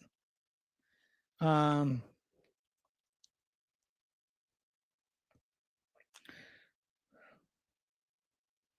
this guy hates a third of the population of the world.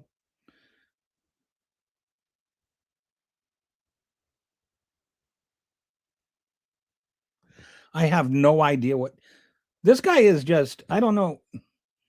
Apparently he is the lone person who gets to decide what people care about. Yes, the person that I use the word Islamophobe because somebody called literally every single Muslim an extreme Muslim, or somebody called every single Muslim an extremist and a threat. So yes, I called them an Islamophobe. Being a responsible gun owner means looking like that's a third of the population of the world. Being a responsible gun owner means locking up your guns with kids in the house and learning how to shoot safely and properly. That is part of it. That is included.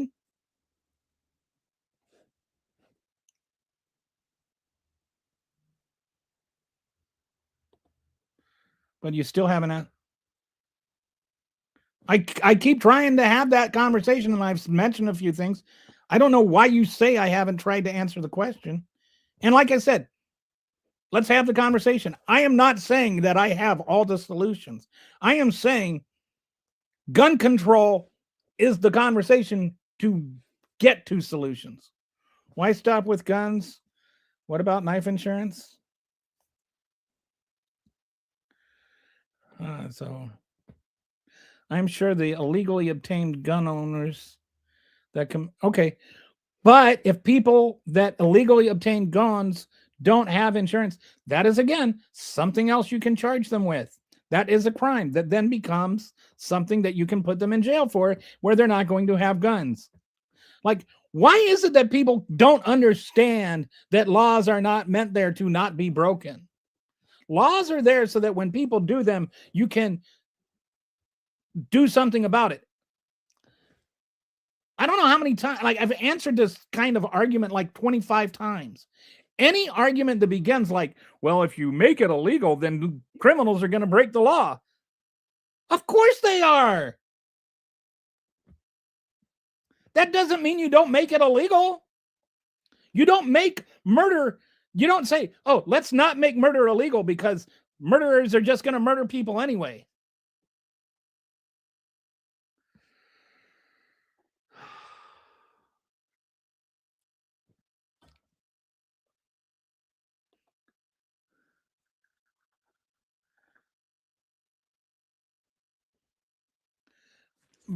Convicted violent felons. And because they have a history of violence. I don't run around waving my guns or shooting people. That's called being responsible. Yes. Okay. Don't know anybody said you weren't. So when you're hindering responsible, who's hindering responsible gun owners from the right to protect them? Where did I hinder you? How have you been hindered?